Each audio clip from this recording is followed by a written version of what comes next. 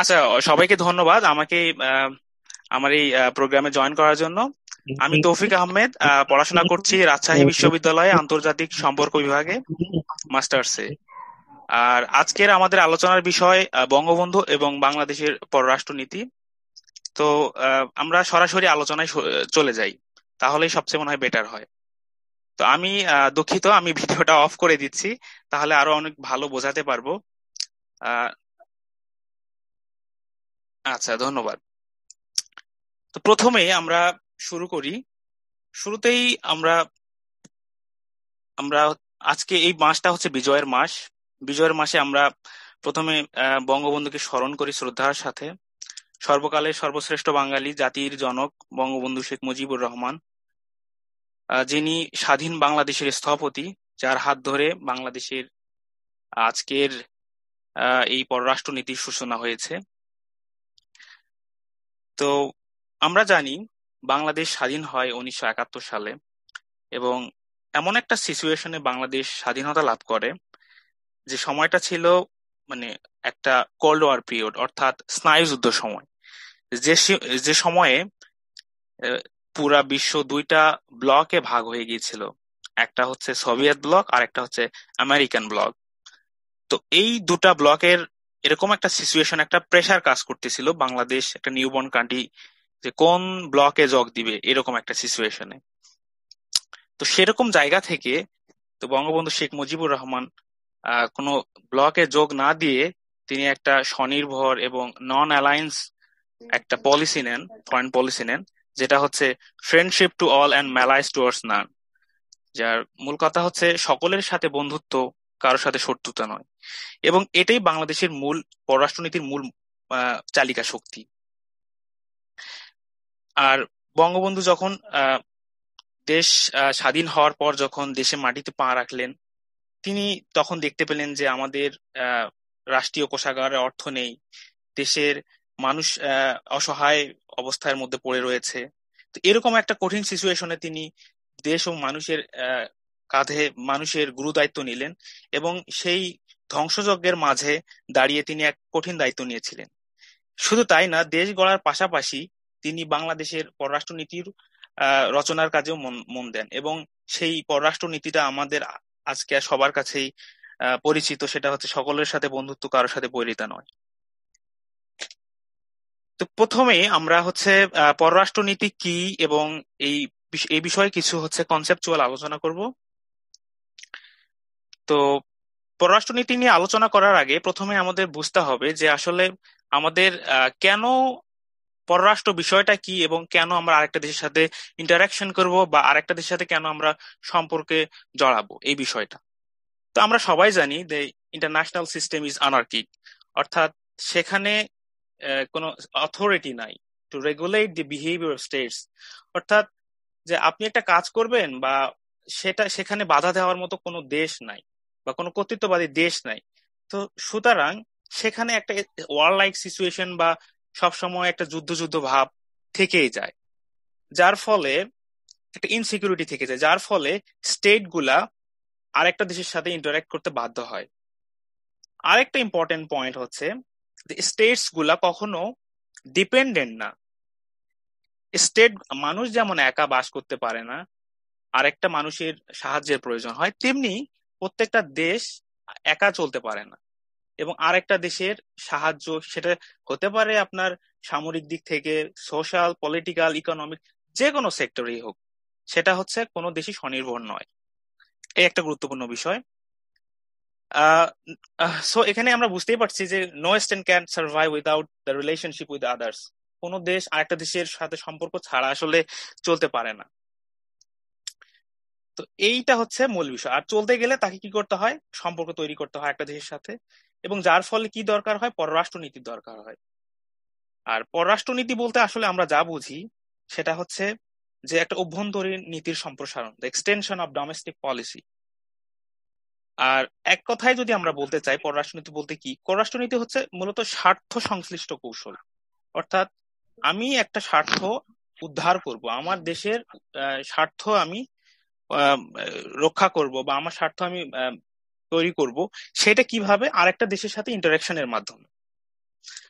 মোদ্দা কথা হচ্ছে যে নিজের স্বার্থ রক্ষায় অন্য একটা রাষ্ট্রের সাথে যে পলিসির মাধ্যমে আমরা কমিউনিকেট করি, যা যোগাযোগ করি বা ইন্টারাকশন করি, সেটা হচ্ছে ফরেন পলিসি। আমরা হচ্ছে ফরেন পলিসির উদাহরণ দিলে বিষয়টা আরো ক্লিয়ার হবে। যেমন হচ্ছে 2013 সালের কথাই আমরা বলতে পারি। চীন বর্তমানে হচ্ছে গ্লোবাল পাওয়ার পজিশনের দিক থেকে অনেক অনেক এগিয়ে যাচ্ছে। তো চীনকে বলা হয় যে অদূর ভবিষ্যতে একটা গ্লোবাল পাওয়ার পজিশনে যেতে পারে কিংবা গ্লোবাল হেজিমন হতে পারে। তো চীন 2013 সালে একটা পলিসি নেয় তার ফরেন পলিসিতে, সেটা হচ্ছে যে one belt one road initiative, যেটা আমাদের সকলে অনেকেরই জানা। তো এটা একটা ফরেন পলিসি চায় না to become a global leader. আর এর মূল উদ্দেশ্য ছিল যে যে এশিয়া, ইউরোপ, আফ্রিকা, এরকম নর্থ আমেরিকা, এরকম এই মহাদেশগুলোকে কানেক্ট করা চায়নার সাথে। তো এই ফরেন পলিসির মাধ্যমে তার একটা গোল কি, সে এক সময় হেজিমন হবে, গ্লোবাল ওয়ার্ল্ডকে লিড দেবে। তো এরকম একটা হচ্ছে ফরেন পলিসি। আমরা আরেকটা ফরেন পলিসির কথা বলতে পারি। আমরা যেটা দেখেছি 1946 সালে, অর্থাৎ দ্বিতীয় বিশ্বযুদ্ধের পর, আমেরিকার কন্টেইনমেন্ট পলিসি। সেটা হচ্ছে যে রাশিয়ার যে কমিউনিজম, সোভিয়েত রাশিয়ার যে কমিউনিজম স্প্রেডটা বন্ধ করার জন্য এই পলিসিটা মূলত নেওয়া হয়েছিল আহ, আমেরিকার আমেরিকা থেকে। তো এই হচ্ছে আমেরিকা। আর ফরেন পলিসি খুবই একটা ইম্পর্টেন্ট বিষয়। একটা রাষ্ট্র পরিচালনার ক্ষেত্রে ফরেন পলিসি আসলে মানে কতটা ইম্পর্টেন্ট তা আসলে আমরা আরেকটু আলোচনা করলেই বুঝতে পারবো। এই ফরেন পলিসিটা মূলত একটা দেশের ভবিষ্যৎ অনেকাংশে নির্ভর করে এই ফরেন পলিসির উপর। ফরেন পলিসির মাধ্যমে আমরা জাতীয় স্বার্থ অর্থাৎ ন্যাশনাল ইন্টারেস্ট গেইন করতে পারবো। আমরা হচ্ছে ওয়ার্ল্ড কমিউনিটির সাথে কিপ পেস করতে পারবো, মানে আমরা সংগতি রক্ষা করে চলতে পারবো। তারপরে হচ্ছে অর্থনৈতিক ভাবে আমরা স্বাবলম্বী বা অর্থনৈতিক ভাবে বিকাশ করতে পারবো আমাদের দেশকে। তো মোট কথা হচ্ছে, আহ, সার কথা হচ্ছে, পররাষ্ট্রনীতি বা ফরেন পলিসির মূল কথা হচ্ছে বা মূল উদ্দেশ্য হচ্ছে দেশের স্বার্থ বা ন্যাশনাল ইন্টারেস্টকে গেইন করা, সেফগার্ড করা। এটা হচ্ছে মূল জিনিস। তো এই ফরেন পলিসি নিয়ে কারো কোনো কোশ্চেন থাকলে বলতে পারেন।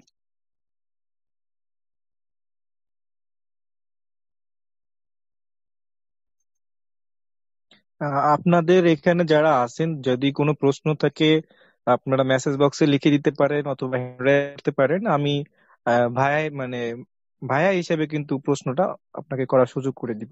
তো ফরেন পলিসির উপরে আপনাদের কারো কোনো প্রশ্ন আছে নাকি?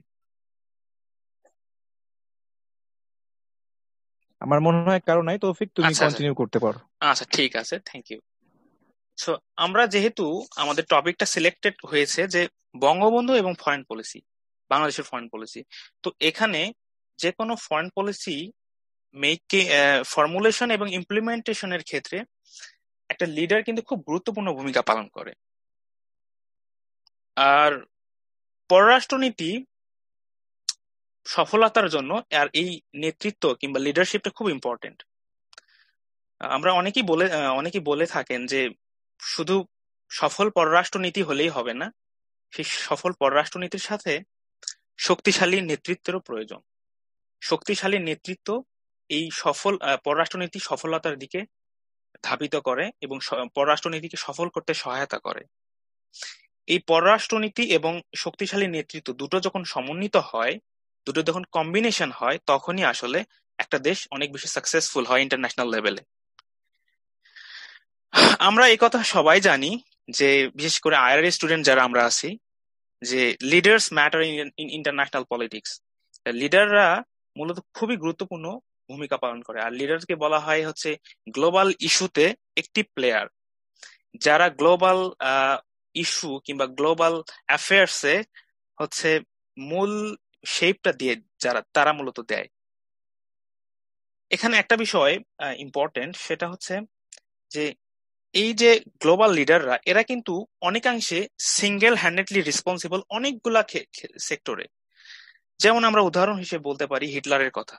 হিটলার একার নিজের ফরেন পলিসি, অর্থাৎ তার নিজের কারণেই আসলে দ্বিতীয় বিশ্বযুদ্ধ, তার অ্যাগ্রেসিভ মেন্টালিটি কিংবা তার অ্যাগ্রেসিভ লিডারশিপ কিংবা অ্যাগ্রেসিভ ফরেন পলিসির কারণেই কিন্তু দ্বিতীয় বিশ্বযুদ্ধ হয়েছিল। অর্থাৎ আমরা দ্বিতীয় বিশ্বযুদ্ধকে হিটলার বাদে অ্যানালাইসিস করতে পারি না। আমাদের অবশ্যই হিটলার প্রয়োজন, অর্থাৎ তাকে নিয়েই আমাদেরকে কিন্তু অ্যানালাইসিসটা করতে হবে।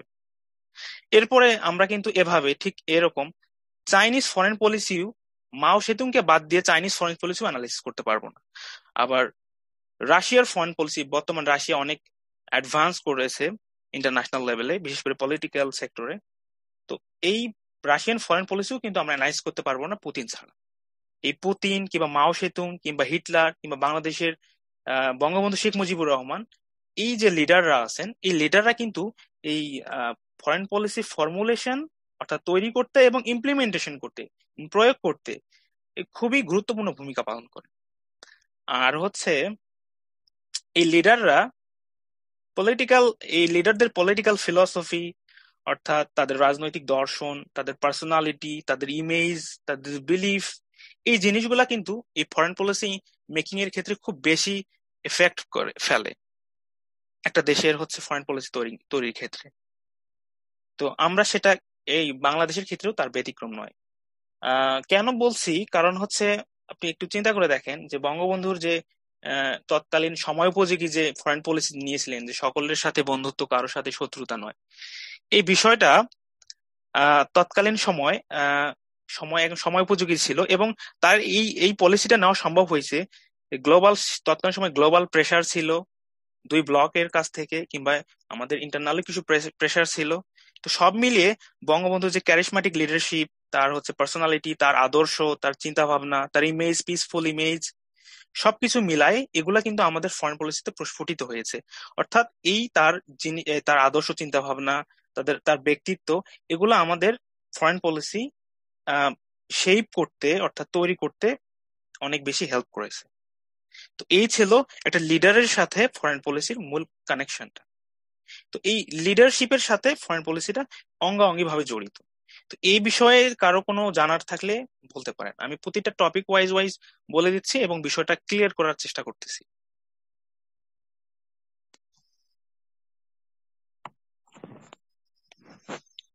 আর কোনো প্রশ্ন আছে? হ্যান্ড রেজ করতে পারেন অথবা টেক্সট করতে পারেন।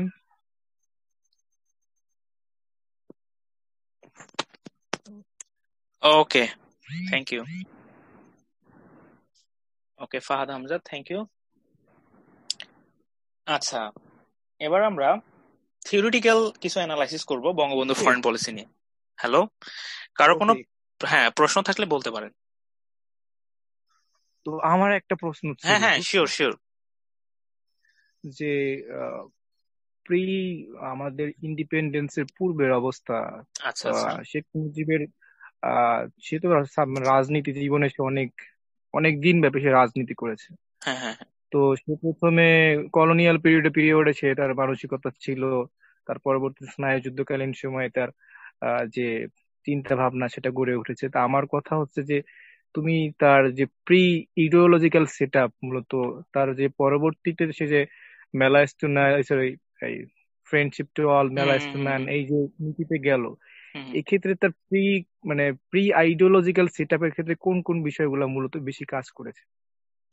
আচ্ছা দেখো, বাংলাদেশ অর্থাৎ মানে তার বাংলাদেশ স্বাধীনতা হওয়ার আগে বাংলাদেশ ছিল, বাংলাদেশ ছিল না, সেটা ছিল পাকিস্তান।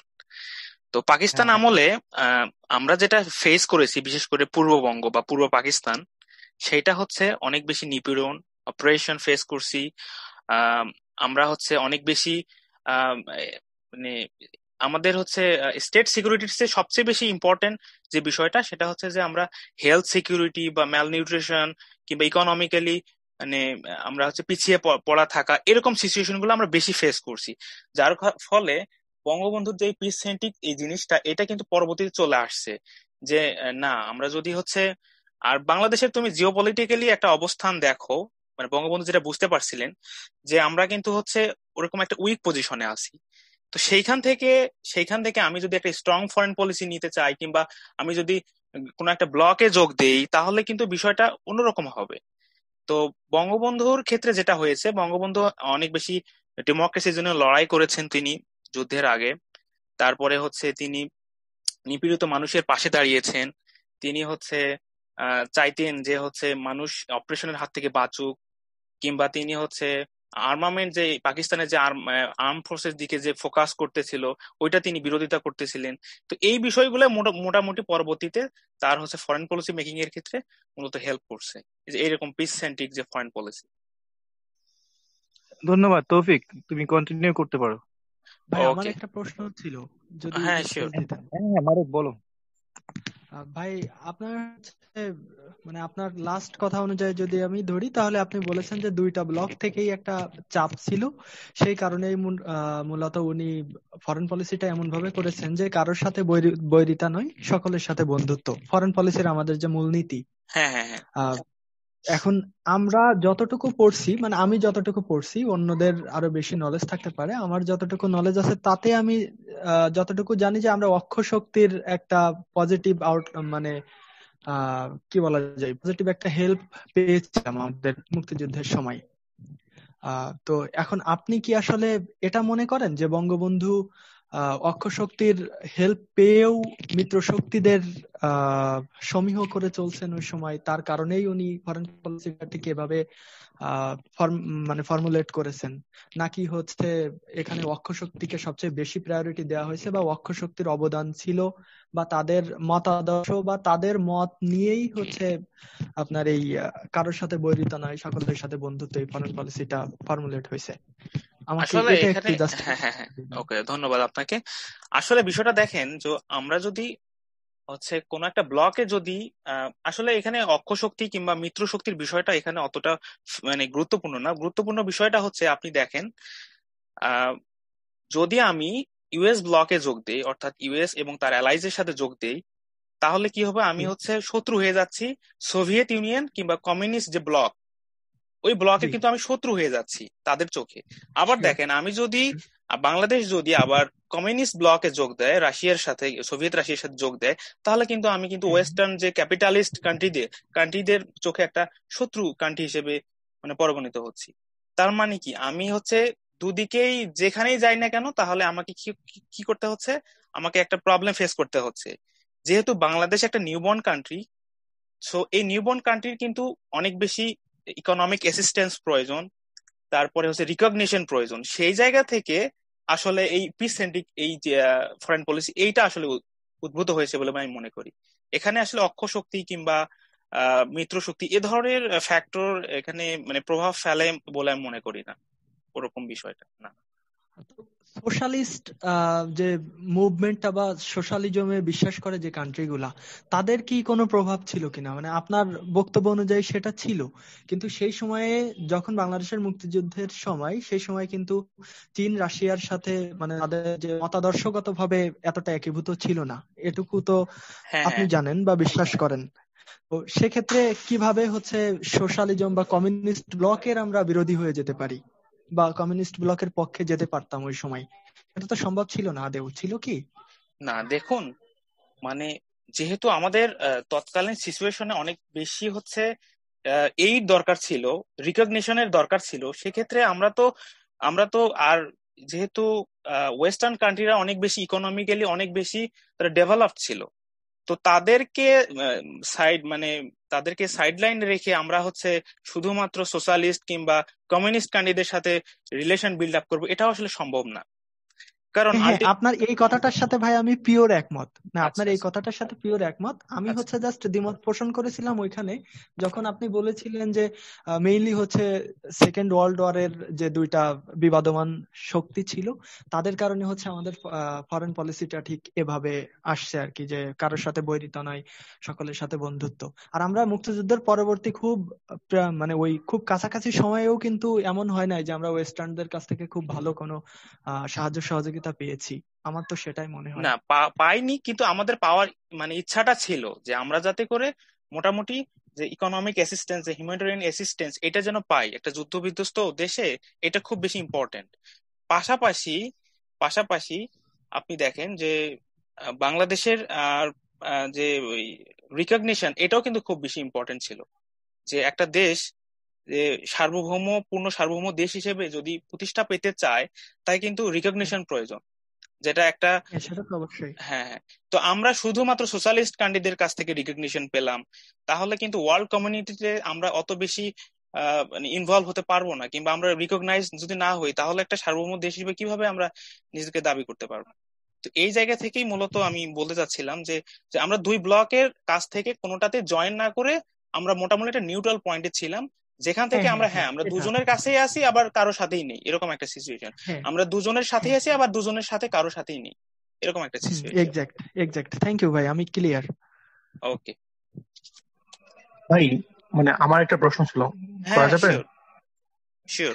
আচ্ছা ভাই, মানে আমি জানি না আমার ইনফরমেশনটা কতটুকু সঠিক। আমি একটা বইয়ে পাইছিলাম, অ্যান্থনি ম্যাককার্নেসের একটা বই ছিল, দ্য লেগেসি অফ ব্লাড। আচ্ছা সেটাই উনি আচ্ছা। বলছেন যে যে আপনার স্বাধীনতার প্রথম 3 বছরে আমরা প্রায় $2 বিলিয়ন মানে সাহায্য পাইছিলাম বিদেশি মানে দাদাদের কাছ থেকে।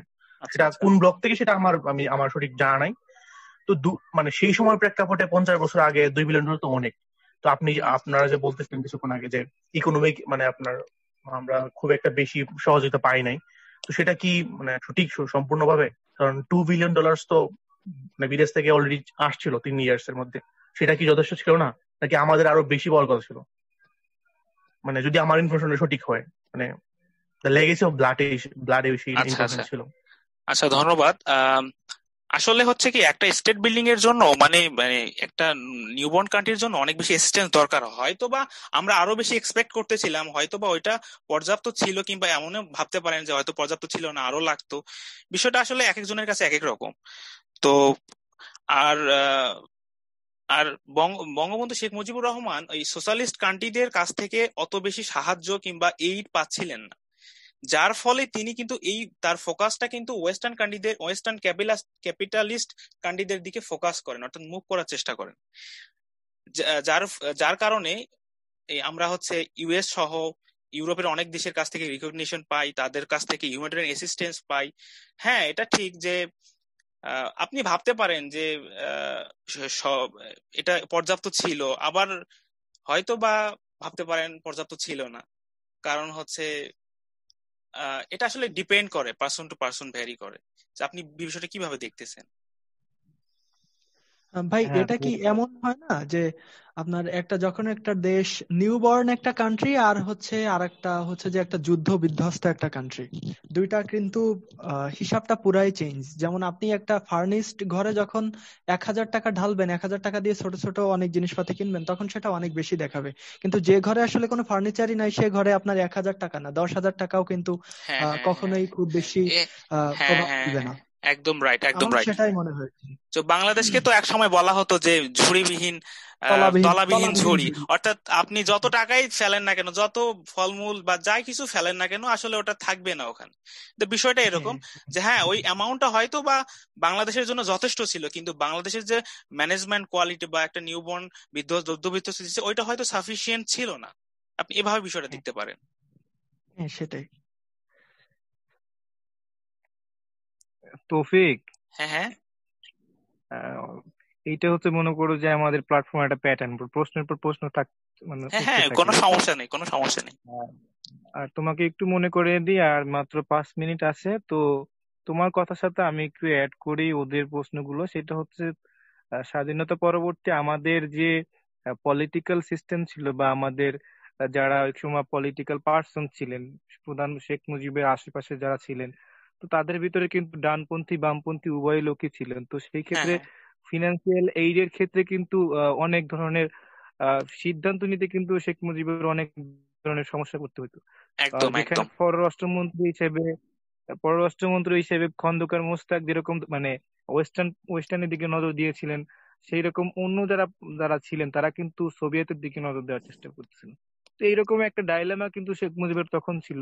হুম তো হুম হুম। তারপরেও তিনি কিন্তু চাচ্ছিলেন। আর আরেকটা জিনিস সেটা হচ্ছে তার যে পলিটিক্যাল হিস্ট্রি যদি আমরা দেখি, তার যে কলোনিয়াল পিরিয়ড থেকে তার যে রাজনীতি শুরু বা এই পর্যন্ত আসা, মানে যুদ্ধের আগ পর্যন্ত আসা, তখন পর্যন্ত কিন্তু তার যে চিন্তা ভাবনা রাজনৈতিক দর্শন তা কিন্তু মূলত ডানপন্থী ছিলেন। তিনি কিন্তু মানুষের যে অধিকারের কথা বলেছেন, কিন্তু ডানপন্থী হিসেবে কিন্তু সে আগানোর চেষ্টা করেছেন। হুম সে হুম কিন্তু হুম। কোনো কিছু রাইট। র্যাপিডলি বা র্যাডিক্যালি চেঞ্জ করতে চায় না। তো স্বাধীনতার পরেও কিন্তু স্বাধীনতার পরেও কিন্তু সে যে লন্ডনের দিকে মানে প্রথমে গেল, ইন্ডিয়ার দিকে না যেয়ে, সেটাও কিন্তু অনেক যারা বিশ্লেষক তারা মনে করেন যে তার যে ওয়েস্টের প্রতি তার যে একটা মনোভাব যেটা অনেক পূর্ব থেকে তৈরি হয়েছে সেটার একটা বহিঃপ্রকাশ। তো তৌফিক দুঃখিত অনেক যুক্ত করলাম। সবুজ ভাই, তো সবুজ আমি ভাই, মনে করি আরো অনেকের প্রশ্ন রয়েছে তৌফিক, আমি একটা কাজ করি কি বলি হ্যাঁ হ্যাঁ শিওর। তৌফিক সবুজ ভাই, সবুজ এইখানে ভাই একটা কথা ছিল। শাওন শাওন শাওন আমি পরে নি তোর প্রশ্ন এইখানে না না ফাহাদ না, হামজা মানে আপনি আপনার যে হুম, ইনফরমেশন ছিল সেটার মধ্যে মনে হয় একটা ভুল আছে। যেমন শেখ মুজিব মানে পাকিস্তান কিন্তু শেখ মুজিব রহমানকে কিন্তু অপশন দিয়েছেন যে শুধু ইন্ডিয়া বাদে বাকি যে কোনো কান্ট্রিতে, তো তিনি চাইলেও ইন্ডিয়া আসতে পারতেন না। তো তিনি আচ্ছা মানে সমস্যা নেই, লন্ডনকে চুজ ওইটা করছেন। ওইটা ওইটা নিয়ে পরে আলোচনা করা যাবে। আমার কথা হচ্ছে এখানে হামিদ ফাহাদ নাম জানি কি ফাহাদ হামজা সে একটা প্রশ্ন করতে চাচ্ছিল। ভাই আপনি যদি প্রশ্নটা করেন, প্রশ্নটা করা হইলে তৌফিক আমরা ইন করে দিয়ে আমরা পরবর্তীতে সেশনটা জয়েন করলে তুমি প্রশ্নটার উত্তর দিও। হ্যাঁ হ্যাঁ শিওর। আমরা কি নতুন করে জয়েন করবো এখন, নাকি হচ্ছে মানে হ্যাঁ এখনই উত্তরটা তুমি দিব? আগে প্রশ্নটা নিয়ে নাও, চ্যাট প্রশ্নটা নিয়ে বক্সে নাও। দেওয়া আছে, আমি প্রশ্নটা নিয়ে নিচ্ছি চ্যাট বক্সে। ও আচ্ছা আচ্ছা, আমি আচ্ছা চ্যাট বক্সটা চেক করি। আচ্ছা, Fahad Hamza, China, Saudi recognize BD after the brutal killing of Bangabandhu. What was the problem with them, despite being socialist and Muslim country? Okay, okay, okay. Actually, আমরা সবাই জানি যে বঙ্গবন্ধু হচ্ছে পাকিস্তান থেকে বের হয়ে গিয়েছিলেন, যেটা হচ্ছে সৌদি আরব সহ মুসলিম বিশ্বটা মেনে নিতে পারেনি। কারণ বাংলাদেশ হতে যাচ্ছিল একটা নিউট্রাল কান্ট্রি, অর্থাৎ মুসলিম কান্ট্রি থেকে কিছুটা হচ্ছে নিউট্রাল, মানে হচ্ছে আপনার ধর্ম নিরপেক্ষ দেশ। তো সেই দিক থেকে আসলে সৌদি আরব সহ মুসলিম দেশগুলা এটা মেনে নিতে পারেনি। আর চায়না কেন মেনে নিতে পারেনি সেটা হচ্ছে যে চায়না হচ্ছে পাকিস্তানের খুব ভালো বন্ধু ছিল সেই মুহূর্তে, এবং তাদের মধ্যে এক ধরনের খুব ভালো রিলেশনশিপ ছিল। তো সেই জায়গা থেকে চায়না সবসময় অপোজ করছে, এবং বাংলাদেশ যখনই ট্রাই করছে ইউএনএ মেম্বারশিপ হইতে, চায়না বরাবর 1972 সালে এবং 1973 সালে দুইবার বাংলাদেশ অ্যাপ্লাই করেছিল মেম্বারশিপের জন্য ইউএনএ, এবং দুইবারে চায়নায় ভেটো দিয়েছিল। এবং সৌদি আরবও প্রতিটা ক্ষেত্রেই আমরা দেখতে পাই সৌদি আরব বাংলাদেশি মানে বঙ্গবন্ধু যতদিন পর্যন্ত ক্ষমতায় ছিলেন সবসময় ওরা একটু মানে অন্য চোখে দেখেছেন, মানে ওভাবে ফ্রেন্ডলি সুলভ দেখেননি বাংলাদেশকে। তো এর মূল কারণটা হচ্ছে ওই পাকিস্তান থেকে বের হয়ে যাওয়া। তো এখানে হচ্ছে মুসলিম সেন্টিমেন্টটাই আসলে বেশি কাজ করছে আমার মনে হয়। ফাহাদ হামজা, আরো কিছু জানার আছে কি? হ্যাঁ সে তোমাকে ধন্যবাদ জানাইছে তৌফিক। ওকে ওকে, ঠিক আছে। তাহলে আমরা এখন এখানে শেষ করে দিয়ে আমরা আবার যুক্ত হই তৌফিক। আচ্ছা, সবাইকে তাহলে বিষয়টা আরেকবার জানাই দাও যে হচ্ছে এখানে আরেকবার। হ্যাঁ হ্যাঁ, আপনারা যারা এখানে আছেন আপনারা একটু রিজয়েন করবেন দয়া করে, সময় শেষ তো। আরেকবার জয়েন করতে হবে। আচ্ছা ঠিক আছে। বিরতির পর আমরা আবারও শুরু করছি। এবার আমরা একটু ভিন্ন আঙ্গিকে দেখব বঙ্গবন্ধুর ফরেন পলিসিটাকে। সেটা হচ্ছে থিওরিটিক্যাল পার্সপেক্টিভ থেকে একটু দেখার চেষ্টা করব।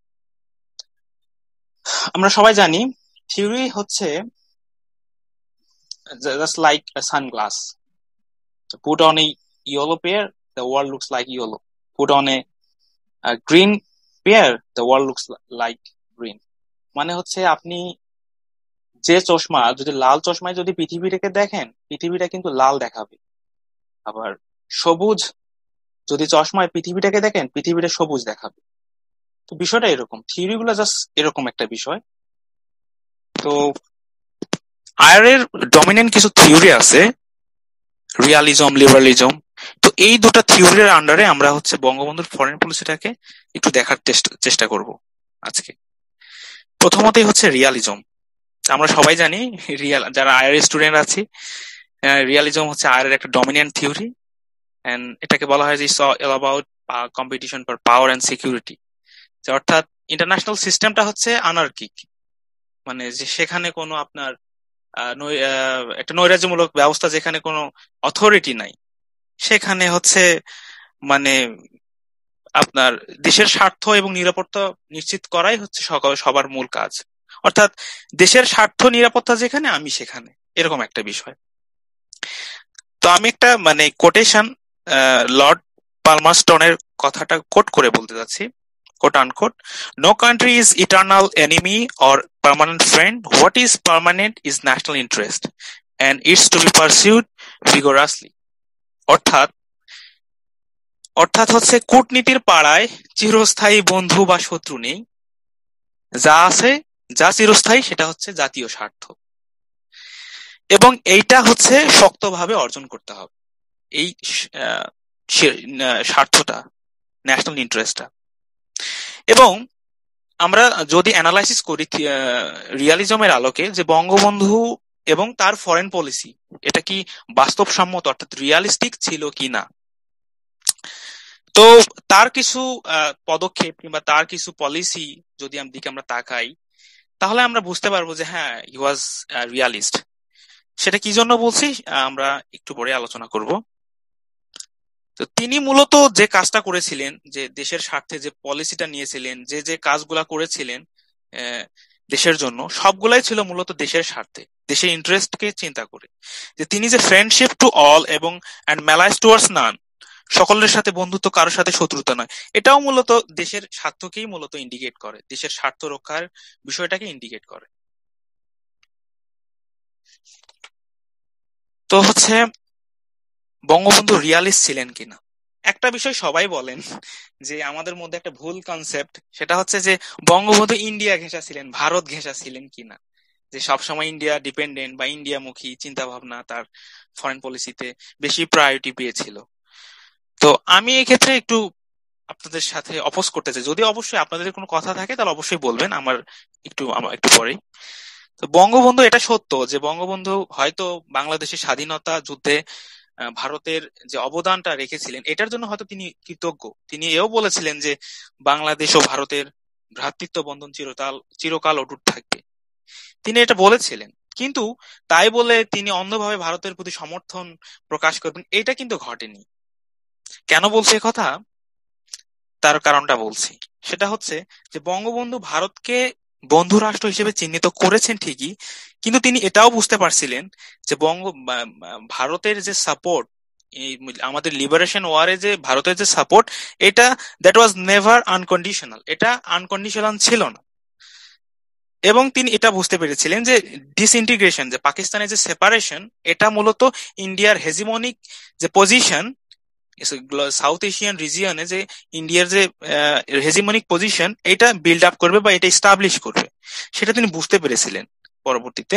যার ফলে বঙ্গবন্ধু কিন্তু পাকিস্তানের সাথে ভালো রিলেশন করার চেষ্টা করেছিলেন। আমরা দেখি যে বঙ্গবন্ধু হচ্ছে ওআইসি সম্মেলনে যান 1974 সালে, এবং সেখানে হচ্ছে পাকিস্তানে লাহোরে সেই ওআইসি সামিটে নিয়ে যোগ দেন, এবং যা পরবর্তীতে পাকিস্তানের সাথেও একটা ভালো সম্পর্ক হয়, এবং পাকিস্তান বাংলাদেশকে রিকগনিশন দেয়, বাংলাদেশ পাকিস্তানকে রিকগনিশন দেয়, মানে একটা ভাইস ভার্সা, দুজন দুজনকে রিকগনিশন দেয়, এবং বাংলাদেশ ভারতের সাথে, সরি, পাকিস্তানের সাথে একটা ভালো সম্পর্ক বিল্ড আপ হয়। তো এইটা, এই এই যে ভারত থেকে হুট করে পাকিস্তানের সাথে রিলেশন বিল্ড আপ করা, এটা আসলে কিসের ইন্ডিকেটর? অবশ্যই তিনি হি ওয়াজ এ রিয়ালিস্ট। তিনি যদি রিয়ালিস্ট না হতেন তাহলে অবশ্যই তিনি কখনোই ভারতের পাকিস্তানের সাথে ভালো সম্পর্ক বা ভালো এরকম একটা কাজ তিনি কখনোই করতেন না, তিনি পাকিস্তানে যেতেনই না। তো এই বিষয়টা। তো আরেকটা বিষয় আহ আমি বলতে চাই, সেটা হচ্ছে যে আহ ভারত কিন্তু সেই সময় খুব একটা ভালো শক্তিশালী পজিশনে ছিল, বিশেষ করে বলা হয় যে পরাক্রমশালী দেশ, এবং ইন্দিরা গান্ধীর মতো একটা লৌহ মানবী ছিল যেখানে, সেখানে মানে সেই জায়গা থেকে, মানে পাকিস্তানের সাথে, পাকিস্তান তো আমাদের লিবারেশন ওয়ারের বিরোধী ছিল, তো সেই পাকিস্তানের সাথে অর্থাৎ আমাদের শত্রুর সাথে আমাদের যে একটা মানে একটা আমাদের যে মানে ব্রেকআপ সিচুয়েশন, এই জায়গা থেকে যে তিনি এই সম্পর্কটা আবার নতুন করে রিপেয়ার করেন এবং পাকিস্তানের সাথে ভালো সম্পর্ক তৈরি করেন, এটা আসলে বোঝায় যে যে বঙ্গবন্ধু অনেক বেশি বাস্তবধর্মী এবং তার পররাষ্ট্র নীতি ছিল অনেক বেশি বাস্তবধর্মী। তো এই হচ্ছে বিষয়। তো এই বিষয়টা কারো যদি অপোজ করার থাকে বা কেউ যদি এই বিষয় বিরুদ্ধে কিছু বলতে চান আমার কথার বিরুদ্ধে, তাহলে অবশ্যই আপনারা বলতে পারেন। The floor is open.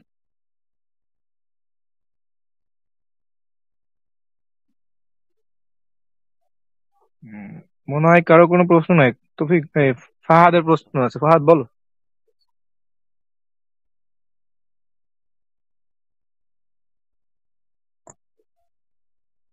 হ্যাঁ ফাহাদ, তুমি তোমার প্রশ্ন করো।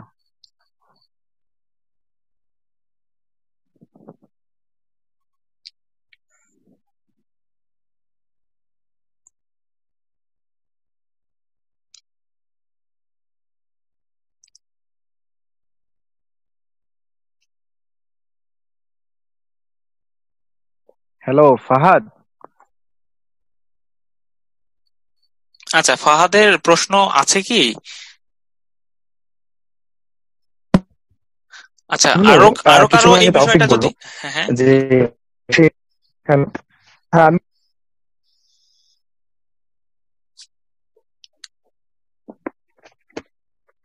আছে আছে আছে।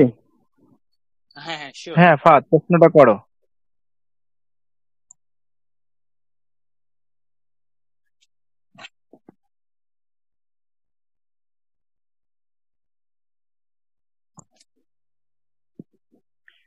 আমার মনে হয় সংযোগ বিচ্ছিন্ন হয়ে গেছে তৌফিক।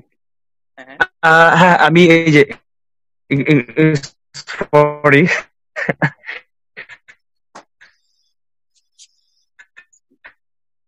ফাহাদ, তুমি প্রশ্নটা চ্যাট বক্সে লিখে দাও, আমি তো করে দিচ্ছি তোমার তৌফিক ভাই। দিলে হ্যাঁ তুমি এখন শোনা যাচ্ছে কি? হ্যাঁ শোনা যাচ্ছে। হ্যালো, হ্যাঁ, আমরা শুনতে পাচ্ছি ফাহাদ।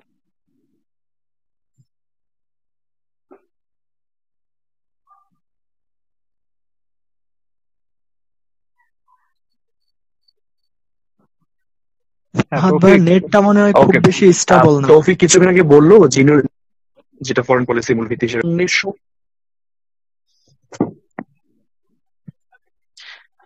আচ্ছা, ফাহাদ তার চ্যাটে লিখেছে যে নিরঙ্কুশ স্বার্থ অন্বেষণ দেশকে কিছু সময় কাইন হিপোক্রেট করে তোলে কিনা, যদি হ্যাঁ হয় তবে দেশের ক্রেডিবিলিটি প্রশ্ন করে কিনা। নিরঙ্কুশ স্বার্থ অন্বেষণ কিছু সময় আচ্ছা, বিষয়টা আসলে ডিবেটেড। হ্যাঁ, এটা হতে পারে। হিপোক্রেট অনেক সময় হয়, আবার অনেক সময় হয় না। আহ, আমরা হচ্ছে, না, আমাদের বঙ্গবন্ধুর কথাই যদি চিন্তা করি, যে তিনি হিপোক্রেসি কোনো কাজ করেননি, হিপোক্রেট টাইপের কোনো কাজ করেননি, যেটা হচ্ছে নিরঙ্কুশ স্বার্থ অন্বেষণের জন্য এটা করতে হবে। তবে হ্যাঁ, অনেক দেশই করে থাকে। আমরা হচ্ছে আহ এটা বলতে পারি, একটা উদাহরণ হিসেবে হচ্ছে ইয়ার কথাই বলতে পারি, আমেরিকার কথাই বলতে পারি। আমেরিকার অ্যাটাক অন আফগানিস্তান, ইরাক, এই যে weapon for mass weapon of mass ডিস্ট্রাকশনের কথা তুলে যে হচ্ছে যে আমেরিকা যে হিপোক্রেসিটা করছে ওয়ার্ল্ডের সাথে, এটা দ্যাট ওয়াজ আনএক্সেপ্টেবল। সো এটা আসলে মানা যায় না যে একটা দেশ হচ্ছে, মানে আমি একটা হচ্ছে মানব বিধ্বংসী একটা অস্ত্র আছে, সেইটা হচ্ছে ধ্বংস করার উদ্দেশ্যে সেই দেশে আক্রমণ করে সেই দেশের সরকার প্রধানকে ক্ষমতা থেকে সরিয়ে আমি নিজের মতো করে আর একটা দেশে হচ্ছে আমি মানে আরেকজনকে বসালাম। এটা আসলে হিপোক্রেসি ছাড়া আর কিছুই না। আচ্ছা। ভাই, রিয়ালিস্ট থিওরির আন্ডারে কি এটা হিপোক্রেসি হয় কিনা? আপনি তো জাস্ট রিয়ালিস্ট থিওরি নিয়ে কথা হ্যাঁ হ্যাঁ বললেন, তো হ্যাঁ হ্যাঁ রিয়ালিস্ট থিওরির আলোকে এটা কি বলে? আমরা তো হ্যাঁ, ওটা হচ্ছে শোনেন, এটা লিবারালিজম হচ্ছে থিওরির আপনার, আন্ডারে কথা এটা বলতে হচ্ছে পারি, আপনি ওটা যদি নিয়ে আপনি ভাই। একজন লিবারাল হন তাহলে আপনি এই বিষয়টাকে হিপোক্রেসি হিসেবে দেখতে পারবেন। কিন্তু আপনি যদি রিয়ালিস্ট হন, রিয়ালিস্ট হলে তখন আপনাকে হ্যাঁ অবশ্যই হ্যাঁ। এটাকে পজিটিভ দিক থেকে দেখতে হবে। হ্যাঁ, যে what America does was right, was America did was right, because মানে আমেরিকা যা করেছে নিজের স্বার্থের জন্যই করেছে, তার তেলের দরকার ছিল কিন্তু মানুষকে বোঝাইছে অন্য কিছু। সেটা হয়তো আমাদের কাছে হিপোক্রেসি হতে পারে, তার কাছে সে হয়তো ভাবছিল যে আমি হচ্ছে ইরাকে হচ্ছে ডেমোক্রেসি স্টাবলিশ করব, আমি বেশি আরো অনেক বেশি ফ্রিডম নিয়ে আসবো ওখানে। কিন্তু কিন্তু আমরা যারা রিয়ালিস্ট মানে আইডিওলজিতে বিলিভ করব বা এই বিষয়টাকে ওইভাবে চিন্তা ভাবনা করব, তাহলে কিন্তু আমরা এই বিষয়টা কিন্তু হিপোক্রেসি হচ্ছে না। এখানে হচ্ছে যেটা, সেটা হচ্ছে আমেরিকা তার স্বার্থ, ন্যাশনাল ইন্টারেস্ট গেইন করার জন্য মূলত ইরাকে অ্যাটাক করেছিল। আপনি এইভাবে বলতে পারেন বিষয়টা। এম আই হ্যাঁ ক্লিয়ার? সেটাই, ক্লিয়ার।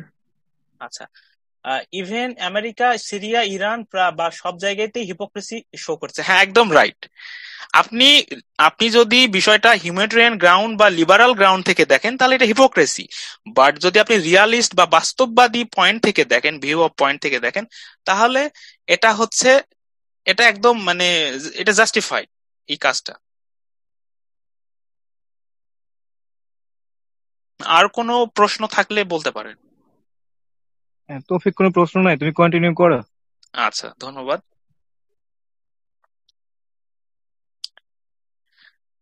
এরপরে আমরা দেখবো যে লিবারালিজম আরেকটা থিওরি, সেটা লিবারালিজমের আলোকে হচ্ছে বঙ্গবন্ধুকে এবং তার পররাষ্ট্রনীতিকে আমরা একটু অ্যানালাইসিস করব। যে যদি আমরা এটাও ঠিক যে বঙ্গবন্ধুকে আমরা রিয়ালিস্টের আলোকে এবং রিয়ালিস্ট বানিয়ে দিতে পারি তার এই কার্যক্রমকে ব্যাখ্যা করে, আবার এটাও সত্য যে বঙ্গবন্ধু আসলে সত্যিকার অর্থে একজন লিবারালিস্ট ছিলেন। তিনি সবসময় পিসফুল পলিসির কথা বলছিলেন, যে ফ্রেন্ডলি কোএক্সিস্টেন্স হবে, তার তার তার আইডিয়া গুলা ছিল অনেকটা পিসফুল। তিনি সবসময় চাইতেন যেন হচ্ছে যে কোনো হচ্ছে ইন্টারন্যাশনাল ডিসপিউট হোক সেটা পিসফুলি সলভ হোক, পিসফুল কোঅপারেশন থাক, নন অ্যালায়েন্স পলিসি আমাদের পররাষ্ট্রনীতিতে ছিল। তো এই কোঅপারেশন, ফ্রেন্ডশিপ, তারপরে হচ্ছে পিসফুল সলিউশন, এই বিষয়গুলো মূলত একটা বিষয়ই আসলে ইন্ডিকেট করে যে বঙ্গবন্ধু ওয়াজ আ রিয়ালিস্ট, লিবারালিস্ট। তিনি আসলে উদারপন্থী ছিলেন। তিনি আমাদের যদি আমরা সংবিধানেই তাকাই, আমাদের সংবিধানের 25 নম্বর অনুচ্ছেদে আমাদের বলা হয়েছে যে সার্বভৌমত্বের প্রতি হচ্ছে বা সমতার প্রতি আমরা সম্মান রাখবো, অভ্যন্তরীণ বিষয়ে অন্য দেশের অভ্যন্তরীণ বিষয়ে আমরা হস্তক্ষেপ করব না কিংবা হস্তক্ষেপ থেকে বিরত থাকবো, শান্তিপূর্ণ উপায়ে আমরা হচ্ছে আন্তর্জাতিক যে কোনো বিরোধ হোক সেই সমস্যার সমাধান করার চেষ্টা করব। তারপরে আন্তর্জাতিক আইনকে মেনে চলবো, আন্তর্জাতিক জাতিসংঘের যে নীতিমালা, এই বিষয়গুলোর উপর ভিত্তি করে আমরা আন্তর্জাতিক সম্পর্ক এস্টাবলিশ করব। এগুলা হচ্ছে আসলে যে বঙ্গবন্ধুর যে এই যে friendship to all and malice towards none, এগুলা মূলত এই জিনিসগুলাকে আসলে ফোকাস করে, অর্থাৎ পিস সেন্ট্রিক ফরেন পলিসি, এটাই মূলত ফোকাস করে। আর বঙ্গবন্ধু যে একজন লিবারালিস্ট ছিলেন তার উজ্জ্বল উদাহরণ হলো এই তার ফরেন পলিসির যে টার্ম গুলা। তো এই বিষয়টা হচ্ছে এই বিষয়গুলো জাস্টিফাই করে যে বঙ্গবন্ধু যে একজন লিবারালিস্ট ছিলেন। তো এই বিষয়টা ক্লিয়ার কিনা। আরেকটা বিষয় যে বঙ্গবন্ধু কেন এরকম মানে তিনি হচ্ছে পিসফুল ফরেন পলিসির দিকে তিনি যাচ্ছিলেন, কারণ হচ্ছে আমাদের ইন্টারনাল আমার জিওপলিটিক্যাল সিচুয়েশন এবং আমার হচ্ছে সাইজ, আমার পপুলেশন, আমার হচ্ছে অন্যান্য ফ্যাক্টর, আমার আইডিওলজি, সবগুলা কিন্তু মিলাই কিন্তু আমাদের কিন্তু ফরেন পলিসিটা নেওয়া হয়, সবগুলা বিষয়কে চিন্তা করি। তো বঙ্গবন্ধুর একটা কথা মানে কোট করে বলছি, তিনি বলছিলেন যে we coat unquote we are a small country, we want friendship with all. আমাদের এখানেই প্রথম লাইনেই দেখেন যেখানে বলছে যে we are a small country, তার মানে কি বোঝাচ্ছে, আমরা যদি এখন ছোট কান্ট্রি হয়ে বড় কান্ট্রি বা পাওয়ারফুল কান্ট্রির মতো বিহেভ করতে চাই তাহলে তো হবে না। আমাদের পাওয়ার, আমাদের ক্যাপাবিলিটি অনুযায়ী আমাদের কাজ করতে হবে, আমাদের ফরেন পলিসি নিতে হবে, ওই অনুযায়ী আমাদের ইন্টারন্যাশনাল লেভেলে বা গ্লোবাল লেভেলে আমাদের ওইভাবে ইন্টারঅ্যাক্ট করতে হবে কান্ট্রিদের সাথে। তো এইটা হচ্ছে এই বিষয়গুলা মূলত ইন্ডিকেট করে যে Bangabandhu was A liberal and his ideology was idealistic in nature. So এই বিষয়টা ক্লিয়ার কিনা?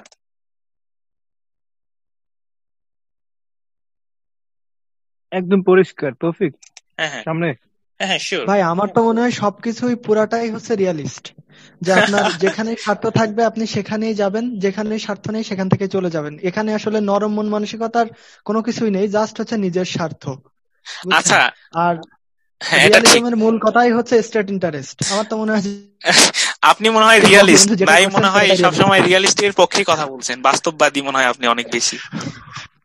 কেন আপনি কি চান না, তেমন না, আপনি কি চান না যে ওয়ার্ল্ডের যে কোনো একটা মানে ওয়ার হোক কিংবা ইন্টারন্যাশনাল ডিসপিউট হোক কিংবা কনফ্লিক্ট হোক, আপনি চান না পিসফুলি সলভ হোক সেই বিষয়টা? ভাই সেটা তো অবশ্যই চাই। ওটা হচ্ছে আমাদের, আমরা এখন কি বলতে পারি, ওটা একটা হাইপোথিসিস, আসলে এটার বাস্তবতা কখনো নাই ভাই, বা কখনো ছিল না। দেখেন বাস্তবতা কেন, বাস্তবতা তো অবশ্যই আছে। আপনি যতগুলা ওয়ার্ল্ডের যতগুলা কনফ্লিক্ট হয়েছে সেগুলা কি একসময় না একসময় সলভ হয়নি? প্রথম বিশ্বযুদ্ধ শেষ হয়নি, দ্বিতীয় বিশ্বযুদ্ধ শেষ হয়নি, কিংবা সিরিয়ান ওয়ার শেষ হয়নি, আইএস দের কনফ্লিক্ট, এটা কি শেষ হয়নি? সবগুলা জিনিস একটা শুরু আছে এবং শেষ আছে। তো আমরা চাই জিনিসটা একটু পিসফুলি সলভ হোক। হ্যাঁ ভাই, প্রথম বিশ্বযুদ্ধকে কি আপনি শেষ বলতে পারেন কিনা, নাকি এখানে আরেকটা পক্ষকে খুব স্ট্রিক্টলি দাবায় দেওয়া হয়েছে? দ্বিতীয় বিশ্বযুদ্ধের যে আপনার rage of second world war, এটা কিন্তু ফার্স্ট ওয়ার্ল্ড ওয়ারের যে মানে আপনার কি বলে ওটা, শাস্তিমূলক যে পলিসিটা নেওয়া হ্যাঁ হয়েছিল, হ্যাঁ হ্যাঁ এটা অনেক অংশেই দায়ী। হ্যাঁ আপনি যদি হ্যাঁ অস্বীকার না করেন, তাহলে আপনি কিভাবে বলেন যে একটা শান্তিপূর্ণ উপায়ে একটা দেশের 75 মানে 75% ভূমি আপনার এলাই কান্ট্রি গুলা দখল করে নিলে, এটা কিভাবে আপনি শান্তিপূর্ণ পলিসি বলতে পারেন? হ্যাঁ, ধন্যবাদ, অনেক সুন্দর একটা প্রশ্ন। আসলে কি মানে শান্তিপূর্ণ কাদের পার্সপেক্টিভ থেকে, যারা যুদ্ধে উইন করেছে তাদের পার্সপেক্টিভ থেকে এটা it was a peaceful treaty, that Versailles treaty was the peaceful end মানে Germany should follow it. But দেখেন মানে জার্মানি কিন্তু এটা ফেস করতেছে যে তার পক্ষে আসলে তার সাথে ইনজাস্টিস করা হয়েছে, যে তার সাথে যেটা করা হয়েছে ঠিক হয়নি, সো আমি হচ্ছে এটা প্রতিশোধ নেব একটা সময় গিয়ে। মানে এটা আসলে দায় মানে রেসপন্সিবিলিটি ছিল, মানে অনেকাংশেই হচ্ছে যারা হচ্ছে অ্যালাইড পাওয়ার তাদের আসলে রেসপন্সিবিলিটি ছিল যে এই বিষয়টা আসলে আরো বেশি পিসফুলি হ্যান্ডেল করা। কিন্তু তারা আসলে এই বিষয়টা মানে পানিশমেন্টের মাধ্যমে আসলে সলভ করার ট্রাই করতেছিলেন, যার কারণে আসলে সেকেন্ড ওয়ার্ল্ড ওয়ারটা আমরা পুনরায় আমরা তার প্রথম ওয়ার্ল্ড ওয়ারের যে পুনরাবৃত্তি সেকেন্ড ওয়ার্ল্ড ওয়ার, এটাই আসলে আমরা দেখতে পাই। হ্যাঁ ফাহাদ, তোমার এবং প্রশ্নটা তো হ্যাঁ, এখানে যদি আমরা সবকিছু যদি রিয়েলিস্টিক থিওরিতে সবকিছু দেখি, তাহলে কিছুদিন আগে যে আজারবাইজানের একটা লম্বা অংশ, প্রায় 20% ভূমি আর্মেনিয়া দখল করে রেখেছিল 1994 সাল থেকে। তো এই দিক থেকে যদি আমরা দেখি, এটা কিন্তু একদম ইলিগাল ছিল। কিন্তু আমি যদি কাইন্ড অফ রিয়ালিজম থিওরি এই চশমা পরে দেখি, তাহলে হচ্ছে আমি আর্মেনিয়ার দিকে, হ্যাঁ আমার ঠিক আছে, আমার জায়গা জমি নাই, আমি কাইন্ড অফ দখল করে নিছি, সেটা আমার জমি। কিন্তু এটা কিন্তু একদম ভুল জিনিস ছিল, একদম বলা যেতে পারে জোর করেছিল। এখন এই রিয়ালিজম ব্যাপারটা আমরা যেরকম দেখছি যে নিরঙ্কুশ স্বার্থ, আমার যেখানে স্বার্থ সেটা হোক লিগ্যাল, হোক সেটা ইলিগাল, সেটা কিন্তু হ্যাঁ আসলে হ্যাঁ, সবসময় এখানে কোনো ইমোশনের কেমন জায়গা যেন নেই, হচ্ছে। রিয়ালিস্ট থিঙ্কিং এ কোনো ইমোশনের জায়গা নেই। আপনি হচ্ছে আপনার স্বার্থ রক্ষা করবেন, আপনি সেলফিশ হবেন, মানে আপনার স্বার্থ যেখানে সেখানে আপনি যাবেন, এটাই হচ্ছে মূল বিষয়।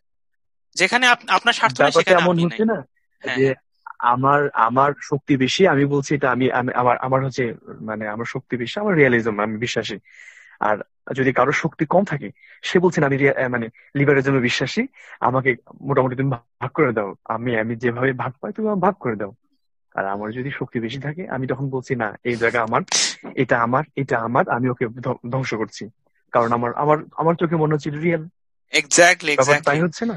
ফাহাদ, একটা বিষয় দেখো, মানে মানে পাওয়ার পলিটিক্সটা কারা বেশি হচ্ছে মানে এটা প্র্যাকটিস করে, বা রিয়ালিস্টটা থিঙ্কিংটা মূলত আসছে এই যে পাওয়ার পলিটিক্স থেকেই, মূলত যে ওয়ার্ল্ডের মেজর মেজর পাওয়াররা তাদের সাথে তাদের যে দ্বন্দ্ব, এইখান থেকেই মূলত মানে সেকেন্ড ওয়ার্ল্ডের পর থেকেই মূলত এই বিষয়টা বেশি করে আসলে আর মানে অ্যানালাইসিস করা শুরু হয়ে গেছে, যে আসলে এই যে ব্যালেন্স অফ পাওয়ার, তারপরে হচ্ছে সিকিউরিটি ম্যাক্সিমাইজেশন, এই বিষয়গুলা মূলত এই রিয়ালিজমের সাথেই মূলত রিলেটেড।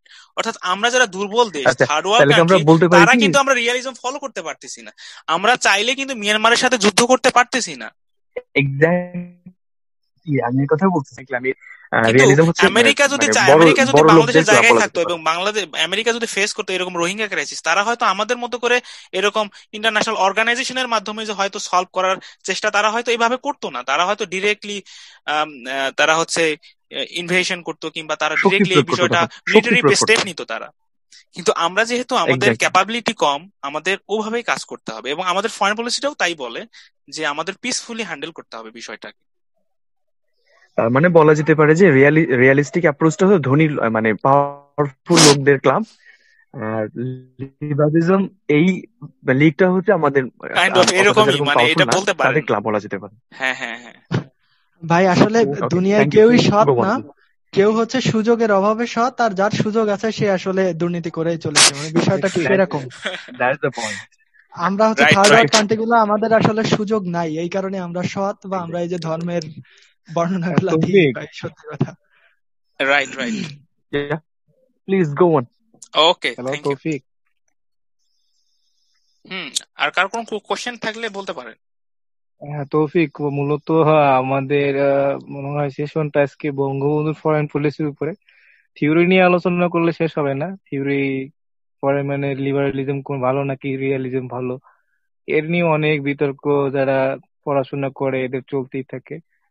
তো বিশেষ করে আমি মনে করি যে তুমি তোমার আজকে সেশনের ফোকাস করো। আমরা ওকে। আর একটা সেশন রাখবো, সেখানে আমরা এই তো বিতর্ক করবো কার কোনটা ভালো কোনটা খারাপ। ওকে, এর ঠিক থিওরির তো আছে। অভাব নেই। ওকে, রফিক, ফাইন। কন্টিনিউ করো তবে। এবার আমরা দেখবো মানে কিছু পয়েন্টের আলোকে আমরা বঙ্গবন্ধুর ফরেন পলিসিটাকে অ্যানালাইজ করার চেষ্টা করবো। হ্যাঁ, বঙ্গবন্ধুর ফরেন পলিসিটাকে যদি আমরা প্রথমে নাম্বার ওয়ান পয়েন্ট, সেটা হচ্ছে যে বঙ্গবন্ধুর যে ফরেন পলিসিটা, ওই ফরেন পলিসিটা তিনি সবসময় ব্যালেন্স করার চেষ্টা করতেন, যে স্ট্র্যাটেজিক অ্যান্ড ইকোনমিক ইন্টারেস্ট, এটা ব্যালেন্স করার চেষ্টা করতেন। তো আমরা ইতিমধ্যে আলোচনা করেছি বাংলাদেশের অভ্যুদয় হয় কোল্ড ওয়ার পিরিয়ডে, যখন দুটো ব্লক ছিল এবং সেখানে প্রেসার ছিল, সেখানে আমাদেরও কিছু ডিমান্ড ছিল। সেই ডিমান্ড এবং প্রেসার দুয়ের কম্বিনেশন করে আমাদের হচ্ছে, এবং বঙ্গবন্ধু লিডারশিপের মাধ্যমেই কিন্তু আমাদের এই পিসফুল ফরেন পলিসিটা ইভলভ হয়।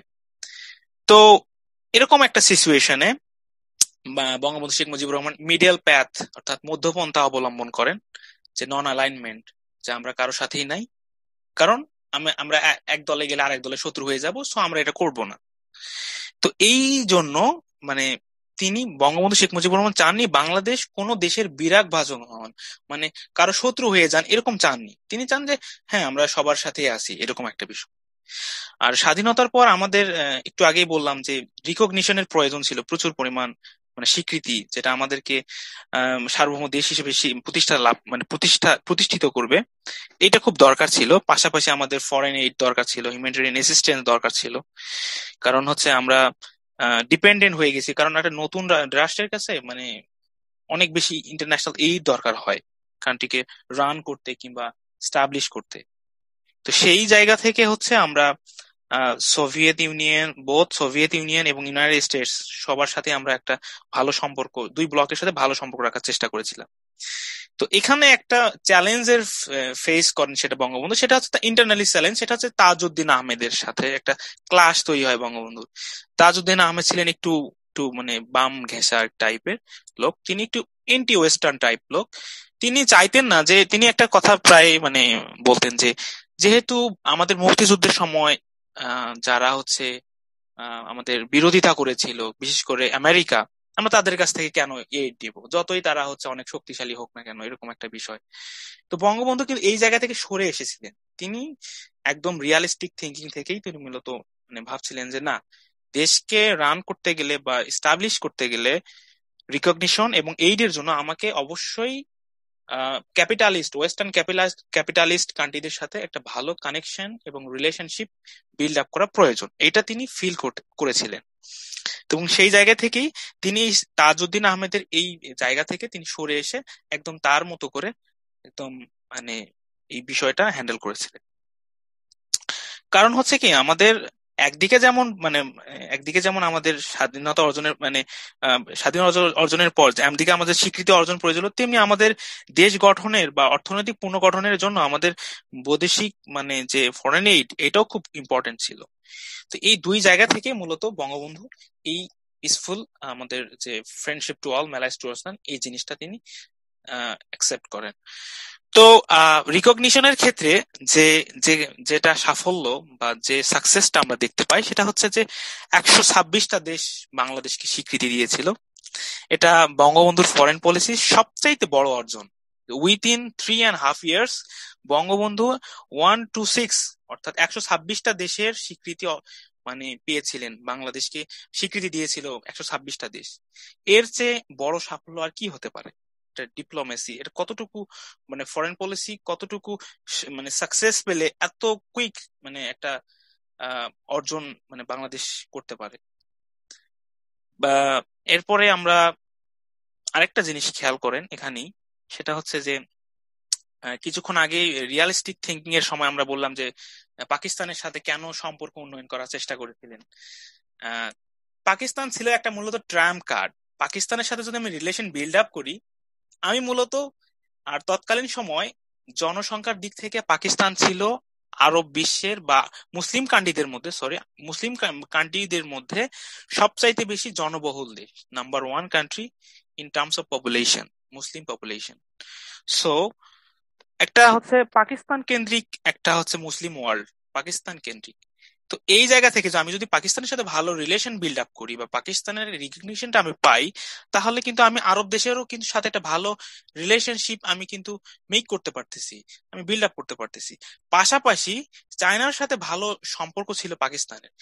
সো আমি যদি পাকিস্তানের সাথে রিলেশনশিপ বিল্ড আপ করি, আলটিমেটলি যে চায়নাকেও আমি হাতে পেয়ে যাচ্ছি। তো একসাথে দুইটা আমি ব্লকে বা দুই জায়গা থেকে আমি বেনিফিটেড হচ্ছি যদি আমি পাকিস্তানের সাথে রিলেশনশিপ বিল্ড আপ করি। তো এই পাকিস্তানের সাথে বাংলাদেশের যে সম্পর্কের প্রচেষ্টা, এটা মূলত কোনো বিচ্ছিন্ন প্রচেষ্টা ছিল না। এই যে আরব কান্ট্রি কিংবা চায়না, আরব ওয়ার্ল্ড কিংবা চায়না, এর সাথে কিন্তু চায়নার একটা এই পাকিস্তানের একটা অঙ্গাঙ্গি জড়িত ছিল। বলা যায় যে এদের সাথে এক সুতোয় বাঁধা ছিল এই তিনটা ব্লক: চায়না, পাকিস্তান এবং আরব ওয়ার্ল্ড। সো এই জিনিসটা বঙ্গবন্ধু বুঝতে পেরেছিলেন এবং এই জিনিসটা মাথায় রেখে কিন্তু তার এই রিয়ালিস্টিক ওয়েতে তিনি হচ্ছে পাকিস্তানের সাথে ওআইসিতে 1974 সালে তিনি হচ্ছে কনফারেন্সে যান। এবং কনফারেন্সে মজার বিষয়, তিনি কনফারেন্সে যাওয়ার আগে বঙ্গবন্ধু একটা হুঁশিয়ারিও দিয়ে দিয়েছিলেন যে এরকম, যে পাকিস্তান যদি আমাদের স্বীকৃতি না দেয় তাহলে আমরা বাংলাদেশ পার্টিসিপেট করবো না সেখানে। তো এর ফলে পাকিস্তানের প্রতি একটা প্রেসার চলে আসে ওআইসি পক্ষ থেকে বা অন্যান্য দেশগুলোর পক্ষ থেকে। তো পরবর্তীতে যার ফলে পাকিস্তান স্বীকৃতি দেয়। এবং 1974 সালে মজার বিষয় হচ্ছে চায়না বাংলাদেশের আন্তর্জাতিক অগ্রগতিতে বাধা হয়ে দাঁড়িয়েছিল, বাংলাদেশকে ইউএন এর মেম্বার হতে দেয়নি, সে চায়না পর্যন্ত আপত্তি করেনি 1974 সালের পর। এবং বাংলাদেশ, আপনি একটু ঘেঁটে দেখলে দেখবেন যে বাংলাদেশ ইউএন এর অর্থাৎ জাতিসংঘের মেম্বার হয় 1974 সালে। কেন এত লেট লাগলো, লাগলো এই সময়টা, কেন এত গ্যাপ, মানে এই সময়টা কেন এত লম্বা সময় পরে বাংলাদেশ ইউএন এর রিকগনিশনটা পেল? এর মূল কারণটা ছিল চায়নার হাতে ভেটো পাওয়ার ছিল। যখনই বাংলাদেশ অ্যাপ্লাই করতো মেম্বারশিপ পাওয়ার জন্য, তখনই সে ভেটো ইউজ করতো। তো এই জায়গা থেকে, তো আমি যদি পাকিস্তানের সাথে রিলেশনশিপ বিল্ড আপ করি, তাহলে কি হচ্ছে, আলটিমেটলি আমার সাথে চায়নার সাথেও একটা মোটামুটি ভালো আন্ডারস্ট্যান্ডিং তৈরি হবে। ফলে কি হবে, চায়না আমাকে আর ভেটো পাওয়ার আমার বিরুদ্ধে ইউজ করবে না। এই জিনিসটা বঙ্গবন্ধু ভালো মতো অ্যানালাইসিস করছিলেন বা বুঝতে পেরেছিলেন, এবং এইটা মাথায় রেখেই তিনি পাকিস্তানের সাথে ভালো রিলেশন বিল্ড আপ করেছিলেন। যার ফলে বাংলাদেশ ইউএন এর মেম্বার হয়, বাংলাদেশ পাকিস্তানের সাথে ভালো একটা ফ্রেন্ডলি রিলেশন ক্রিয়েট করে, চায়নার সাথেও মোটামুটি একটা আন্ডারস্ট্যান্ডিং, যদিও চায়নার স্বীকৃতি দেয়নি, অনেক পরে দিয়েছে, কিন্তু তারপরেও একটা আন্ডারস্ট্যান্ডিং তৈরি হয়। আর বিরোধিতাও করেনি ওভাবে আর পরবর্তীতে। তো মোট কথা হচ্ছে, বঙ্গবন্ধু শেখ মুজিবুর রহমান মানে একদিকে যেমন সোশ্যালিস্ট ব্লক অর্থাৎ সোভিয়েত ইউনিয়ন এবং তার অ্যালাইদের সাথেও ভালো সম্পর্ক রেখেছিলেন, অন্যদিকে ওয়েস্টার্ন ব্লক যেখানে ইউএস এবং তার অ্যালাইজদের সাথে ভালো সম্পর্ক রেখেছেন, মুসলিম ওয়ার্ল্ডের সাথেও ভালো সম্পর্ক রেখেছিলেন, এবং আমাদের নেইবারিং কান্ট্রি বিশেষ করে হচ্ছে পাকিস্তান কিংবা চায়না, এদের সাথেও ভালো সম্পর্ক রেখেছিলেন। মোট কথা, বঙ্গবন্ধু যেটা চেয়েছিলেন যে friendship to all and malice towards none, সকলের সাথে বন্ধুত্ব, কারোর সাথে শত্রুত্ব নয়। এটাই মূলত বারবার এই জিনিসটাকে জাস্টিফাই করে বঙ্গবন্ধুর এই অ্যাক্টিভিটিস গুলাই। তো এই বিষয়টা কি সবার মাঝে ক্লিয়ার কিনা, এই যে বঙ্গবন্ধুর যে এইড নেওয়া, রিকগনিশন নেওয়া, এবং যে বঙ্গবন্ধুর এই যে ট্রিক ফলো করে যে বঙ্গবন্ধু বাংলাদেশকে একটা ভালো পজিশনে নিয়ে যাওয়া, এই বিষয়টা সবার কাছে ক্লিয়ার কিনা? কারো কোনো প্রশ্ন থাকলে বলতে পারেন।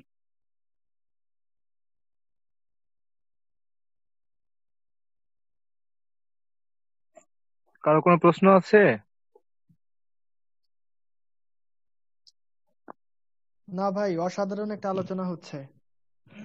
তৌফিক, তাহলে আমরা নেক্সট সেশনে জয়েন করি। সময় যেহেতু 5 মিনিট আছে, আমরা এখানে কেটে দিই। তুমি পরবর্তী সেশন থেকে আবার শুরু করো। ওকে, তাহলে কি আমার নতুন করে জয়েন করতে হবে? হ্যাঁ, রিজয়েন করতে হবে ওকে শুধুমাত্র। ওকে, এখানে ঠিক। যারা আছেন হ্যাঁ হ্যাঁ, আমরা আবার ইন করে দিচ্ছি, আপনারা একটু কষ্ট করে রিজয়েন করবেন জাস্ট। ওকে, ঠিক আছে।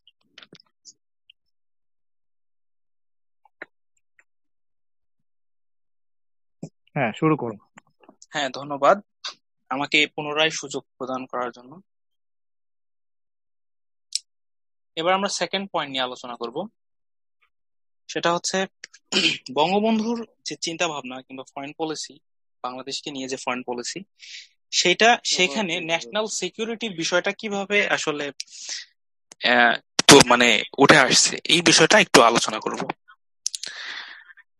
বঙ্গবন্ধু বাংলাদেশের ন্যাশনাল সিকিউরিটি নিয়ে অনেক বেশি ছিলেন, তিনি এই বিষয়টা বাংলাদেশে সবসময় তিনি ন্যাশনাল সিকিউরিটি ইনশিওর করার চেষ্টা করতেন বা করেছিলেন। এর জন্য মানে তিনি হচ্ছে বাংলাদেশের জন্য যা যা করা দরকার, আমি এগুলো একটু একটু পরেই বলবো।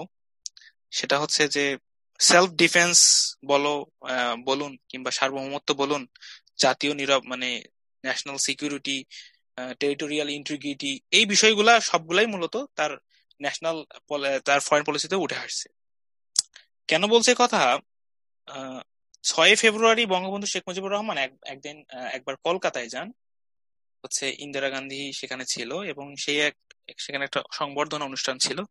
সেখানে তিনি ইন্দিরা গান্ধীকে ডিরেক্ট কোশ্চেন করেন যে ভারতীয় যেসব সেনা বাংলাদেশে প্রবেশ করেছিল তারা কবে প্রত্যাহৃত হবে, কোট আনকোট। মানে এখান থেকে বোঝা যায় যে বঙ্গবন্ধু চাইছিলেন যে বাংলাদেশ তার ন্যাশনাল সিকিউরিটি সে নিজে ইনশিওর করবে, আরেকটা দেশের আর্মি বা আরেকটা দেশের সেনাবাহিনী দ্বারা কখনোই মানে তার সিকিউরিটিটা নিশ্চিত বা সিকিউরিটি ইনশিওর করার মানে কথা তিনি ভাবতেন না। তিনি সবসময় সেলফ ডিফেন্সের কথা ভাবতেন, যে নিজেরাই স্বনির্ভর হব, নিজেই নিজেদেরকে প্রোটেক্ট করব, এই বিষয়টা। এবং এটার জন্য বঙ্গবন্ধু শেখ মুজিবুর রহমান 19 মার্চ 1972 সালে ইন্ডিয়ার সাথে একটা ট্রিটি করেন। সেই ট্রিটিতে এই বিষয়টা মানে স্পষ্ট যে সেখানে নন ইন্টারফেরেন্স অফ ইন্টারনাল ম্যাটার্স, অর্থাৎ এক দেশ আরেক দেশের স্বাধীনতা কিংবা আঞ্চলিক অখণ্ডতা এই বিষয়টা ক্রস করবে না, অর্থাৎ তারা হচ্ছে রেসপেক্ট করবে এবং অভ্যন্তরীণ বিষয়ে হচ্ছে সবসময় ইন্টারনাল বিষয়ে সবসময় হস্তক্ষেপ করা থেকে ইন্টারফেয়ার করা থেকে বিরত থাকবে। এবং মোস্ট ইম্পর্টেন্টলি কোনো দেশই কারোর প্রতি আক্রমণ বা অভিযান পরিচালনা করবে না, অর্থাৎ বাংলাদেশ ইন্ডিয়ার উপর কোনো অভিযান চালনা করবে না, ইন্ডিয়াও তাই, ভাইস ভার্সা, ইন্ডিয়াও কখনো হচ্ছে অভিযান পরিচালনা করবে না। তো এরকম একটা বিষয়। আর যদি নিরাপত্তার হুমকির বিষয়টা আসে কিংবা একটা কনফ্লিক্টিং সিচুয়েশন আসে বাংলাদেশ ইন্ডিয়ার মধ্যে, তাহলে পারস্পরিক মতামত, মিউচুয়াল এগ্রিমেন্ট কিংবা হচ্ছে ওপিনিয়নের মাধ্যমে শান্তিপূর্ণ উপায়ে এই বিষয়টা সলভ করার কথা বলা হয়েছে সেই চুক্তিতে। তো এখানে বোঝা যাচ্ছে যে বঙ্গবন্ধু সবসময় চাইতেন যে বাংলাদেশের সিকিউরিটিটা যেন খুব ভালো মতো ইনশিওর করা হোক। এখানে আরেকটা বিষয় উল্লেখ করা প্রয়োজন, সেটা হচ্ছে যে বঙ্গবন্ধু চাইতেন যে কালেকটিভ সিকিউরিটির মাধ্যমে তার সিকিউরিটিটা ইনশিওর করা, পাশাপাশি ট্রিটির পাশাপাশি কালেকটিভ সিকিউরিটি। সেটা কিভাবে? যে কালেকটিভ সিকিউরিটিটা হচ্ছে এরকম যে মানে এটার মূল কথা হচ্ছে এরকম যে attack against one is attack against all, অর্থাৎ আমি যখন কালেকটিভ সিকিউরিটির মধ্যে থাকবো অনেকগুলো দেশের সাথে, তখন আমার যে কোনো একটা মেম্বারের উপর আক্রমণ মানে হচ্ছে সবার উপর আক্রমণ। যেমন আমরা উদাহরণ হিসেবে বলতে পারি যে ন্যাটোর কথাই বলতে পারি, যদিও বাংলাদেশের সাথে রিলেটেড না, তারপরে উদাহরণ হিসেবে বলছি যে ন্যাটোর কোনো স্টেট যদি অন্য একটা স্টেটের দ্বারায় যদি হচ্ছে অ্যাটাকের শিকার হয় ন্যাটো মেম্বাররা, তাহলে কি করবে? ন্যাটোর কাজ হচ্ছে ওই অ্যাগ্রেসরের বিপক্ষে ওই যে স্টেট অ্যাটাক করলো সেই অ্যাগ্রেসরের বিপক্ষে সবাই মিলে স্টেপ নেবে। এটা হচ্ছে কালেকটিভ সিকিউরিটি। ইউনাইটেড নেশন হচ্ছে একটা খুব ভালো এক্সাম্পল হচ্ছে কালেকটিভ সিকিউরিটির। এবং বঙ্গবন্ধু সবসময় চাইতেন যে বাংলাদেশ তার সিকিউরিটিটা, যে বাংলাদেশের যে কালেকটিভ সিকিউরিটি যে এমপ্লয় করেছিল বঙ্গবন্ধু শেখ মুজিবুর রহমান, সেইটা হচ্ছে ইউনাইটেড নেশনের মাধ্যমে যেন তার কালেকটিভ সিকিউরিটি ইনশিওর করা হয়। আর আমরা সবাই জানি ইউনাইটেড নেশন কেন এস্টাবলিশ করা হয়েছিল, পিস এন্ড সিকিউরিটি ইনশিওর করার জন্য।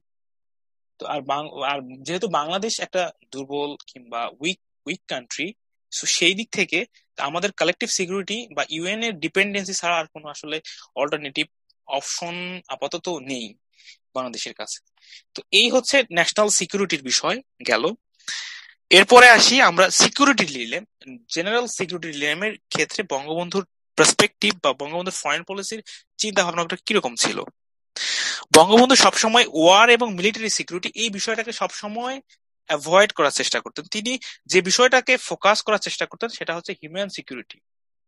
আমরা সবাই জানি যে আইআর এর মানেই হচ্ছে মানে মিলিটারি সিকিউরিটি। আইআর এর মানে উৎপত্তি যখন হয় তখন থেকেই মানে মূল ফোকাস পয়েন্টটা ছিল এই যে ওয়ার, তারপরে হচ্ছে পিস, মিলিটারি সিকিউরিটি, এই বিষয়টা বেশি বেশি ফোকাস করা হতো। তো এটা আসলে শুধুমাত্র যে থিওরিটিক্যালি ছিল বিষয়টা তা না, প্র্যাকটিক্যালিও ছিল। এই যে আমরা প্রথম বিশ্বযুদ্ধ দেখি, দ্বিতীয় বিশ্বযুদ্ধ দেখি, ভিয়েতনাম ওয়ার দেখি, কোরিয়া যুদ্ধ দেখি, একের পর এক যুদ্ধ যুদ্ধ, মানে তারপর কোল্ড ওয়ার, রাশিয়ার সাথে আমেরিকা, এই যুদ্ধ যুদ্ধ ভাব হচ্ছে হচ্ছে, এরকম একটা সিচুয়েশন ছিল। তো এইরকম কন্ডিশনে এক ধরনের আসলে কম্পিটিশন তৈরি হতো, স্টেট গুলার মধ্যে এক ধরনের কম্পিটিশন তৈরি হতো, আর এক ধরনের create fair climate of fair, অর্থাৎ এক ধরনের ভয়ের একটা পরিবেশ তৈরি হতো। যে কোনো সময় হচ্ছে যুদ্ধ হয়ে যেতে পারে, ওয়ার লাইক সিচুয়েশন, যেখানে যে কোনো সময় একটা থ্রেট কাজ করতো, যার ফলে প্রত্যেকটা দেশ সবসময় প্রিপারেশন নিত যে আমি যদি অ্যাটাকড হই আরেকটা দেশের মাধ্যমে, আরেকটা দেশ যদি আমাকে অ্যাটাক করে, তাহলে যেন না করে সেই জন্য আমাকে এখন থেকে প্রিপারেশন নিতে হবে। সেভাবে সেই প্রিপারেশনটা নিত, আর এই প্রিপারেশনটাই মূলত এক ধরনের প্রবলেম ক্রিয়েট করতে। সেই প্রবলেমটার নাম হচ্ছে সিকিউরিটি ডিলেমা, আয়ের ভাষায় বলা হয় সিকিউরিটি ডিলেমা। সিকিউরিটি ডিলেমাটা আসলে কি জিনিস?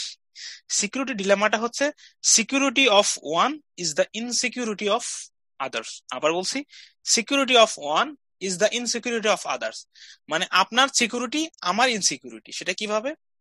ভারত ধরেন পারমাণবিক অস্ত্র তৈরি করলো 120টা, সে ভাবলো যে আমি যদি 120টা তৈরি করি তাহলে আমার মোটামুটি আমি সিকিউর। এখন পাকিস্তান ভাবলো না, তাহলে ওর থেকে বেশি করতে হবে, তাহলে আমাকে যদি সিকিউরিটি ইনশিওর করতে হয়, তাহলে 130টা যদি করি তাহলে আমি মনে হয় সিকিউর থাকবো ভারতের থেকে বেশি। পাকিস্তান 130টা পারমাণবিক অস্ত্র তৈরি করলো, নিউক্লিয়ার ওয়েপন তৈরি করলো। তো হচ্ছে দেখেন, আবার এর মধ্যে আবার ভারতের মনে আবার তৈরি করলো 10টা, আমাদের থেকে বেশি করলো। পাকিস্তান আমাদের থেকে 10টা বেশি করলো, তাহলে আমরা তাহলে আরো 20টা করবো বেশি।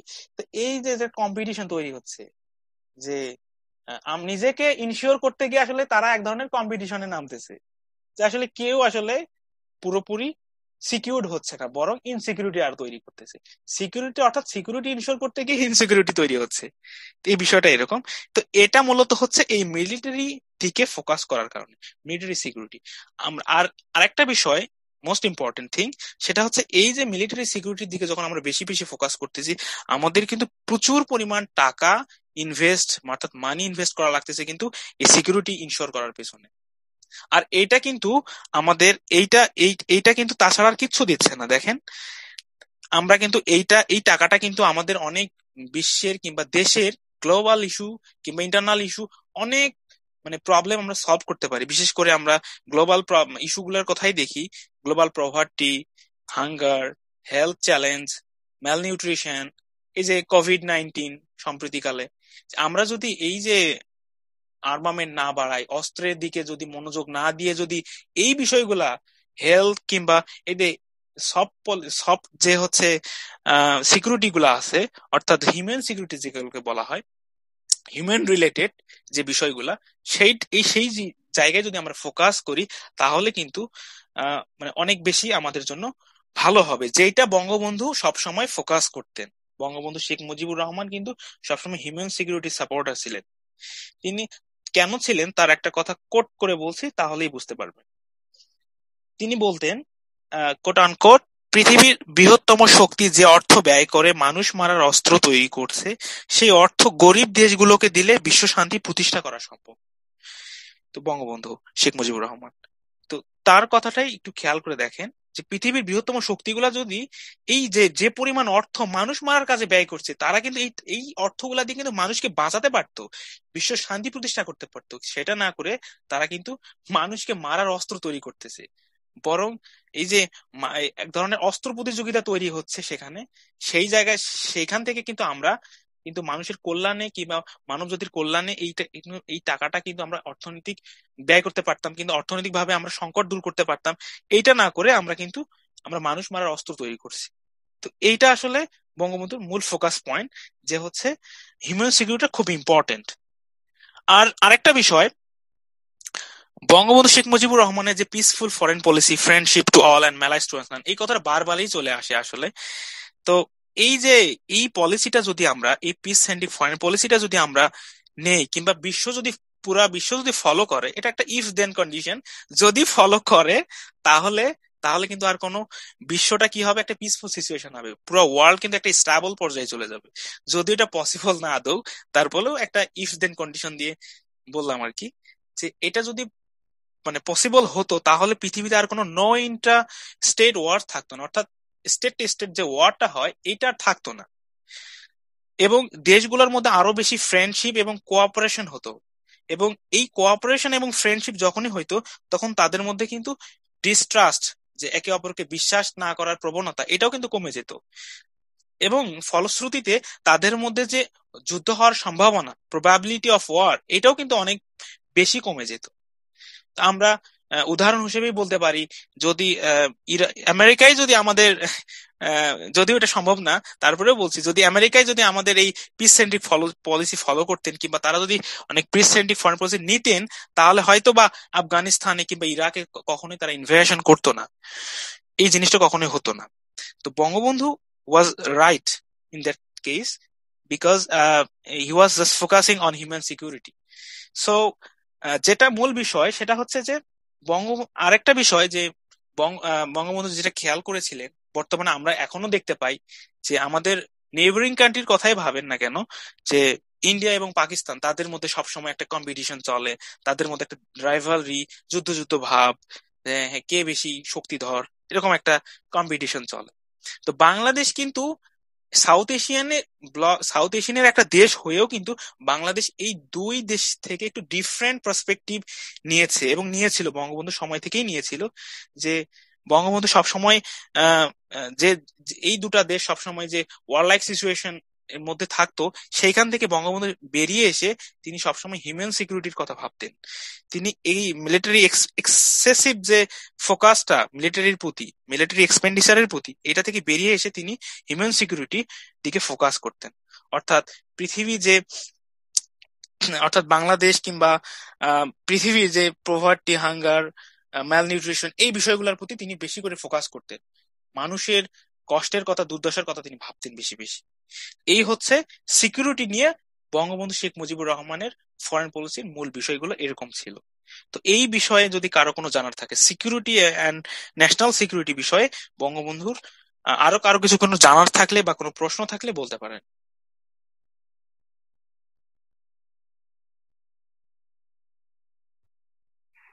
আমার মনে হয় কারো প্রশ্ন নাই। তৌফিক, তুমি সামনেটা যাইতে পারো। আচ্ছা, থ্যাংক ইউ। এরপরে আমরা দেখব আরেকটা ইম্পর্টেন্ট বিষয়, সেটা হচ্ছে বঙ্গবন্ধু, একটু আগে বললাম যে বঙ্গবন্ধু সবসময় অপ্রেসড যারা, তাদের পক্ষে সবসময় স্ট্যান্ড নিতেন। তো সেই বিষয়টা এখন ফোকাস করব। সেটা হচ্ছে যে Bangabandhu was supporting the oppressed against the oppressor. Bangabandhu সবসময় যারা হচ্ছে নির্যাতিত মানুষ তাদের পক্ষে দাঁড়াতেন, নিপীড়িত মানুষ তাদের পাশে দাঁড়াতেন। সারা বিশ্বের যে অন্যায়, অবিচার, শোষণ, এরকম বিষয়গুলো যখনই চলে আসতে তিনি তার ভয়েস রেইজ করতেন। তো তিনি সবসময় চাইতেন ইম্পেরিয়ালিজম, কলোনিয়ালিজম, রেসিয়ালিজম, এই বিষয়গুলোর মানে বিরোধী সবসময় স্ট্যান্ড নিয়েছেন। তার একটা বিষয়, মানে তার একটা কথা কোট করে বলছি, আমার বলা প্রয়োজন বলে মনে করছি। তিনি বলছেন যে quote unquote, the world is divided into two parts, oppressors and oppressed. I'm with the oppressed. এর অর্থ হচ্ছে পৃথিবী দুভাগে বিভক্ত, শোষক এবং শোষিত। আমি শোষিতদের দলে। কত সুন্দর কথা। তো তিনি সবসময় শোষিতদের দলে ছিলেন। তিনি কিভাবে শোষিতদের সাপোর্ট করেছেন তা বলছি। তিনি হচ্ছে আফ্রিকায় যে বর্ণবাদ প্রথা এখনো আছে, তখনও ছিল, এটার বিরুদ্ধে সবসময় কথা বলতেন। তিনি হচ্ছে প্যালেস্টাইনিয়ানদের যে নির্যাতন তৎকালীন সময়ও ছিল, সেই তখন তাদের সাপোর্ট করতেন, এবং ফিলিস্তিনের স্বাধীনতাকে সাপোর্ট করতেন, এবং যে ইসরায়েল যে অ্যাগ্রেশন চালাইতো ফিলিস্তিনিদের উপর কিংবা আরব কান্ট্রিদের উপর, এটাও তিনি নিন্দা করেছিলেন। এবং বাংলাদেশ ছোট দেশ যেহেতু, এবং যেহেতু অত বেশি হেল্প করতে পারেনি, অত বেশি সাপোর্ট করতে পারেনি, তারপরেও বাংলাদেশ, একটা মজার বিষয়, বাংলাদেশ কিন্তু আরব ইসরায়েল যুদ্ধের সময় ইজিপ্ট এবং সিরিয়াকে একটা মেডিকেল টিম পাঠাইছিলেন, এবং মিশরকে অর্থাৎ ইজিপ্টকে 1,00,000 পাউন্ড চা পাঠাইছিলেন। এটা মূলত এই যে সাপোর্ট বিপদের সময়, যুদ্ধের সময়, এটা কিন্তু আমাদের একটা ভালো ভাবমূর্তি ক্রিয়েট করেছিল এই আরব ওয়ার্ল্ডে। এই আরব ইসরায়েল যুদ্ধের পরবর্তী সময়। এটা হচ্ছে বঙ্গবন্ধুর যে অপ্রেস যারা হচ্ছে তাদের সাপোর্ট এভাবে তিনি করেছেন, ভয়েস রেজ করার মাধ্যমে এবং ফিজিক্যালি হেল্প করার মাধ্যমে। আর একটা বিষয়, এক্সপ্লয়টেশনের বিষয়টা যখন আসতেইছে, গ্লোবাল আমরা এখনো জানি যে গ্লোবাল এক্সপ্লয়টেশন হচ্ছে, গ্লোবাল অপারেশন হচ্ছে। সেটা হচ্ছে যে ওয়ার্ল্ড দুটা ভাগে বিভক্ত, একটা গ্লোবাল নর্থ আর একটা হচ্ছে গ্লোবাল সাউথ। তখনও ছিল গ্লোবাল সাউথ সবসময় নির্যাতিত হয়তো হয়, এখনো হচ্ছে। এবং গ্লোবাল নর্থ যেহেতু বেটার পজিশনে আছে, গ্লোবাল নর্থ সবসময় গ্লোবাল সাউথকে অপ্রেসড করে, এক্সপ্লয়টেশন করে। তো বঙ্গবন্ধু এই জায়গা থেকে তিনি মানে একটু মানে ফোকাস করার মূল পয়েন্টটা তার হচ্ছে, সেটা হচ্ছে সাউথ সাউথ কোঅপারেশন, যেটা আয়ের একটা ইম্পর্টেন্ট টার্ম, সেটা হচ্ছে সাউথ সাউথ কোঅপারেশন। অর্থাৎ সাউদার্ন যে কান্ট্রি গুলা আছে, অর্থাৎ থার্ড ওয়ার্ল্ড যে কান্ট্রি গুলা কিংবা ডেভেলপিং কান্ট্রি গুলা, তারা হচ্ছে একটা প্ল্যাটফর্মে আসবে। সে একটা প্ল্যাটফর্ম, সেখানে কোনো ব্লক থাকবে না, সেটা আমেরিকান ব্লক হোক কিংবা সোভিয়েত ইউনিয়ন ব্লকই হোক, তারা ওইখান থেকে বের হয়ে এসে তারা সাউথ সাউথ কোঅপারেশনের জন্য একটা অল্টারনেটিভ প্ল্যাটফর্ম তৈরি করবে, যেটা ছিল ন্যাম। এবং সেই ন্যামের দিকে কিন্তু বঙ্গবন্ধু ফোকাস করতেন, নন অ্যালাইন মুভমেন্টের দিকে। এবং বাংলাদেশের যে ফরেন পলিসি, এখানে কিন্তু ন্যামের একটা গুরুত্বপূর্ণ প্রভাব রয়েছে। এই যে ন্যাম বাংলাদেশে যে ফরেন পলিসি মেকিং এর ক্ষেত্রে, friendship to all, malice to none, ন্যামের মূল উদ্দেশ্য ছিল এরকম যে আমরা সোভিয়েত ইউনিয়নের ব্লকেও যাব না, আমরা হচ্ছে আমেরিকান ব্লকেও সাপোর্ট করব না, আমরা হচ্ছে একটা নিউট্রাল পয়েন্টে থাকবো। তো বঙ্গবন্ধুর এই ন্যামের কিন্তু অ্যাক্টিভিটিস গুলা কিন্তু বাংলাদেশের ফরেন পলিসিকে অনেক বেশি ইফেক্ট করেছিল। এবং বঙ্গবন্ধু শেখ মুজিবুর রহমান এই যে সাউথ সাউথ কোঅপারেশনের দিকে ফোকাস করছিলেন, এবং যে গ্লোবাল যে এক্সপ্লয়টেশন হচ্ছে এইটা থেকে বাঁচার জন্য তিনি অল্টারনেটিভ যে প্ল্যাটফর্ম এই ন্যাম, এটার মাধ্যমে তিনি মূলত এই যে গ্লোবাল অপারেশনটাকে তিনি হচ্ছে প্রতিহত করার চেষ্টা করেছিলেন তৎকালীন সময়। এই হচ্ছে তিনি হচ্ছে এভাবে মূলত যারা অপ্রেসড, সেটা হোক গ্লোবালি কিংবা ন্যাশনালি কিংবা ডোমেস্টিক্যালি, এভাবে তিনি হচ্ছে পাশে দাঁড়িয়েছেন এবং কথা বলেছেন তার ভয়েস রেজ করার মাধ্যমে। তো এই বিষয়ে কারো কোনো প্রশ্ন থাকলে বলতে পারেন।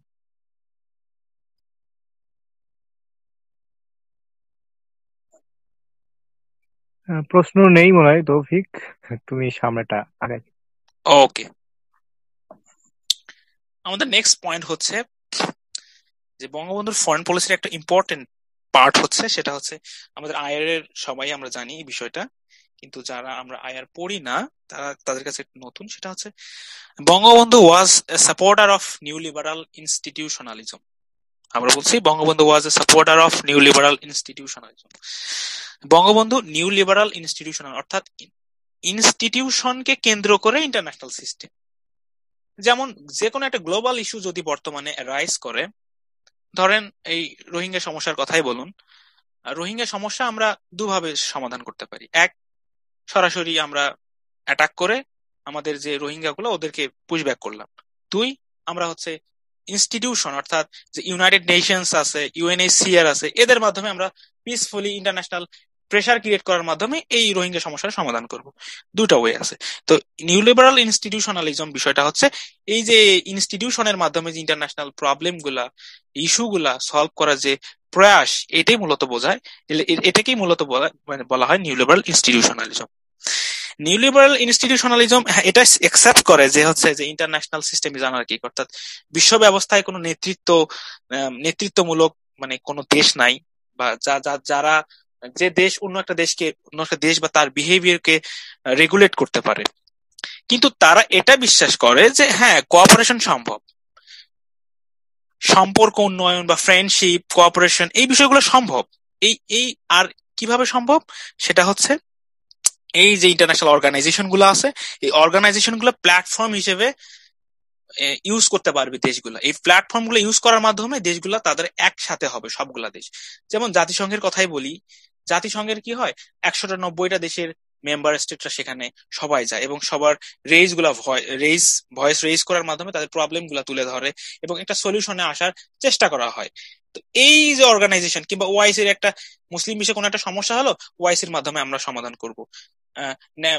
ইউরোপের কোন একটা সমস্যা হলো, ইউরোপীয় ইউনিয়নের মাধ্যমে সমস্যা সমাধান করবে।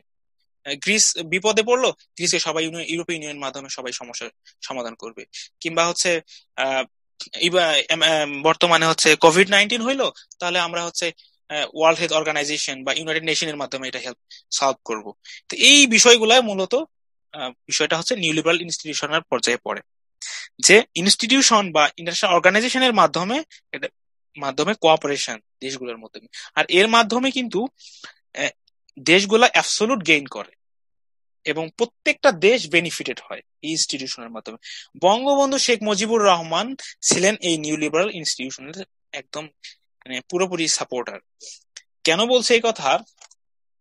এবং তার ফরেন পলিসিও এই নিউ লিবারাল ইনস্টিটিউশনালিজমকে সাপোর্ট করত। বঙ্গবন্ধু শেখ মুজিবুর রহমান একদম দেশ স্বাধীন হওয়ার পর থেকেই তিনি চেষ্টা করতেন যে ইন্টারন্যাশনাল যে ইনস্টিটিউশন গুলা এটার মেম্বারশিপ পাওয়ার জন্য। তিনি হচ্ছে 1972 সালে যখনই স্বাধীন হলো, তিনি হচ্ছে প্রথমত রিকগনিশন পাওয়ার তো চেষ্টা করছিলেন। আমরা দেখেছি যে 126টা দেশের রিকগনিশন পায়, পাশাপাশি বাংলাদেশ বিভিন্ন ইন্টারন্যাশনাল ইনস্টিটিউশনে বা ইন্টারন্যাশনাল অর্গানাইজেশনেও পার্টিসিপেট করে। তার মধ্যে হচ্ছে ইউনাইটেড নেশন অন্যতম। ইউনাইটেড নেশন যদি অনেক লেট করে বাংলাদেশ রিকগনিশন মেম্বারশিপ পেয়েছিল, যেটা 1974 সালে, এরপরে বাংলাদেশ বিভিন্ন ইন্টারন্যাশনাল অর্গানাইজেশন যেমন OIC, organisation for Islamic conference, non aligned মুভমেন্টে যোগ দেয় বাংলাদেশ, তারপরে ইন্টারন্যাশনাল মনিটারি ফান্ডে যোগ দেয়, ওয়ার্ল্ড ব্যাংকে যোগ দেয়, ওয়ার্ল্ড হেলথ অর্গানাইজেশনে যোগ দেয়, ন্যাশনাল লেবার অর্গানাইজেশন, এভাবে সবগুলো অর্গানাইজেশনে এক এক করে যোগ দেয়। আর বঙ্গবন্ধু সবসময় এই বিষয়টা ফোকাস করতেন যে মানে মাল্টিল্যাটারালিজম, অর্থাৎ মানে সবাই মিলে একটা কালেকটিভ একটা হচ্ছে সলিউশনের মধ্যে আসার চেষ্টা করতেন। বর্তমান বাংলাদেশের প্রেক্ষাপটে যদি আমরা খেয়াল করে দেখি, রোহিঙ্গা ক্রাইসিসটা আমরা হচ্ছে জাতিসংঘের মাধ্যমে সমাধান করার চেষ্টা করছি, ডিপ্লোম্যাটিক ওয়েতে আগাচ্ছি।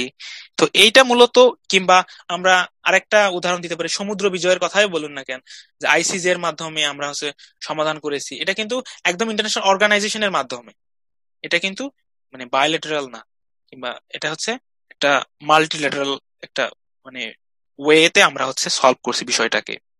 তো বঙ্গবন্ধু ছিলেন এইটার হচ্ছে সাপোর্টার।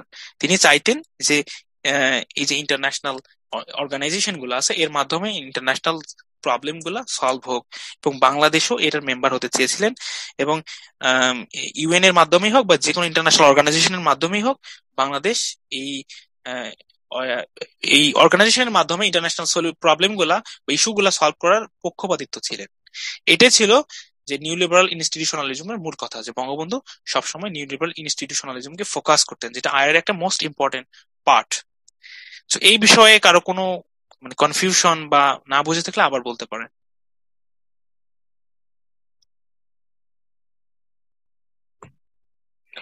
সবার পরিষ্কার, তৌফিক? ওকে,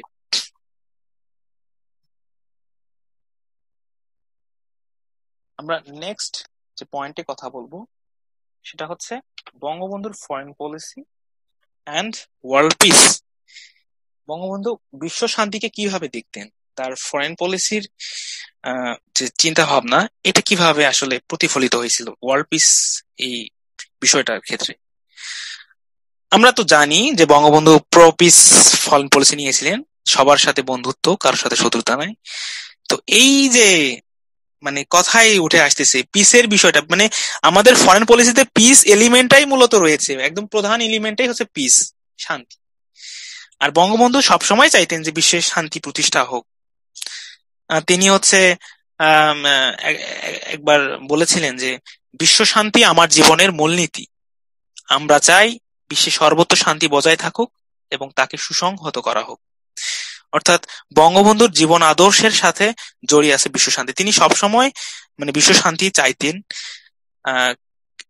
এর কারণ হচ্ছে আসলে যখন বিশ্বে যখন শান্তি থাকে, পিসফুল এনভায়রনমেন্ট থাকে, তখন প্রত্যেকটা দেশ এই পিসফুল এনভায়রনমেন্টের কিন্তু ফ্রুট, তার ফলটা কিন্তু ভোগ করে প্রত্যেকটা দেশ, প্রত্যেকটা ইন্ডিপেন্ডেন্ট দেশ। কারণ যদি কোনো যুদ্ধ না থাকে, প্রত্যেকটা দেশ যদি ইকোনমিক ডেভেলপমেন্টের দিকে ফোকাস করে, তাহলে কিন্তু আমরা সবাই কিন্তু বেনিফিটেড হচ্ছি। এবং যে ওয়ার্ল্ডের যে প্রবলেমস গুলা, কমন ইস্যু গুলা, সেগুলো কিন্তু আমরা ফাইট করতে পারতেছি। পভার্টি, হাঙ্গার, ডিজিজ, আনএমপ্লয়মেন্ট, এই বিষয়গুলো কিন্তু আমরা ফাইট করতে পারছি। মোস্ট ইম্পর্টেন্টলি আমরা যে প্রেজেন্ট সিচুয়েশনটাই দেখি, কোভিড-19 এর এই সিচুয়েশনটা, আমরা যদি হচ্ছে ওয়ার্ল্ডের যদি প্রত্যেকটা দেশ যদি মানে কালেকটিভ অ্যাকশনে যাই, কালেকটিভ ওয়েতে যদি আমরা কাজ করি, এখন হয়তো বা ভ্যাকসিন তৈরি হয়েছে, তো আমরা যদি এই ভ্যাকসিনটা যদি সবার মাঝে ছড়িয়ে দিতে পারি ফ্রি অফ কস্ট বা অনেক মিনিমাম কস্টে, তাহলে কিন্তু অনেক বেশি ভালো হবে আমাদের প্রত্যেকটা দেশের জন্য, এবং এটাই করা উচিত। বঙ্গবন্ধু এই যে ওয়ার্ল্ড পিসের বিষয়টা তিনি সবসময় চাইতেন। আর বাংলাদেশের ক্ষেত্রে যদি আমরা আসি, বাংলাদেশকে তিনি মানে একটা পিস, শান্তির একটা প্রতীক হিসেবে দাঁড় করাতে চাইছিলেন তিনি সবসময় বলতেন যে বাংলাদেশ হবে প্রাচ্যের সুইজারল্যান্ড। সুইজারল্যান্ড কেন হচ্ছে, আমরা ইতিহাস একটু যদি ঘাঁটি, ইউরোপের ইতিহাস, তাহলে দেখতে পাবো যে সুইজারল্যান্ড মোটামুটি ভাবে যে ইউরোপের কোনো কনফ্লিক্টে ওভাবে জড়ায়নি, এবং সুইজারল্যান্ড মোটামুটি নিউট্রাল পয়েন্টে থাকার চেষ্টা করেছে। তো বাংলাদেশ হবে বঙ্গবন্ধুর ফরেন পলিসির কথা অনুযায়ী বাংলাদেশ হবে সুইজারল্যান্ডের ইস্ট, এবং বাংলাদেশ ওয়ার্ল্ডের যে কোনো ইস্যুতে নিউট্রাল পয়েন্টে থাকবে, এবং সবসময় একটা নিউট্রাল পিসফুল সেটেলমেন্টের মাধ্যমে ইন্টারন্যাশনাল যে প্রবলেম গুলা বা ডিসপিউট গুলা এটা সলিউশন করার চেষ্টা করবে। অর্থাৎ বাংলাদেশ একটা পিসফুল কোএক্সিস্টেন্সের মাধ্যমে বিশ্বে তার ভাবমূর্তি বজায় রাখবে, এটাই হচ্ছিল মূল বিষয়। বঙ্গবন্ধু একটা জায়গায় বলেছিলেন যে, তার কথাটা কোট করে বলছি, I would like to Bangladesh to become the Switzerland of the east. এই যে বাংলাদেশ, তার যে চাওয়া যে বাংলাদেশকে সুইজারল্যান্ড ইস্ট তৈরি করার, প্রাচ্যের যে ইস্ট বা ইস্টের যে সুইজারল্যান্ড বা সুইজারল্যান্ড যে ইস্ট, প্রাচ্যের যে সুইজারল্যান্ড, এটা যে তৈরি করার যে প্রচেষ্টা, তার যে আকাঙ্ক্ষা, এটা মূলত যে বাংলাদেশের যে পিসফুল ফরেন পলিসি, এটা মূলত ইন্ডিকেট করে যে বাংলাদেশ ভবিষ্যতে ওয়ার্ল্ড অ্যাফেয়ার্স বা ওয়ার্ল্ড পলিটিক্সে নিউট্রাল পয়েন্টে থাকবে। তার এটাই ছিল মূল ফরেন পলিসির মূল বিষয়। ওয়ার্ল্ড পিসের ক্ষেত্রে তার ফরেন পলিসির মূল এই বিষয়টা ছিল। তো এই বঙ্গবন্ধুর ফরেন পলিসি এবং ওয়ার্ল্ড পিস নিয়ে কোনো কনফিউশন থাকলে আপনারা বলতে পারেন। আর একটা বিষয় বলি, যদি প্রশ্ন না থেকে থাকে, যে এই যে বঙ্গবন্ধুর যে ওয়ার্ল্ড পিসের যে ইনিশিয়েটিভ, এটা কিন্তু এখনো বিদ্যমান। যে এই যে বঙ্গবন্ধুর যে পিসফুল কোএক্সিস্টেন্স এবং peaceful solution of international disputes, শান্তিপূর্ণ উপায়ে বিশ্বের সমস্যাগুলো সমাধান করা, এটা কিন্তু বর্তমান আমরা এখনো ফলো করে আসছি।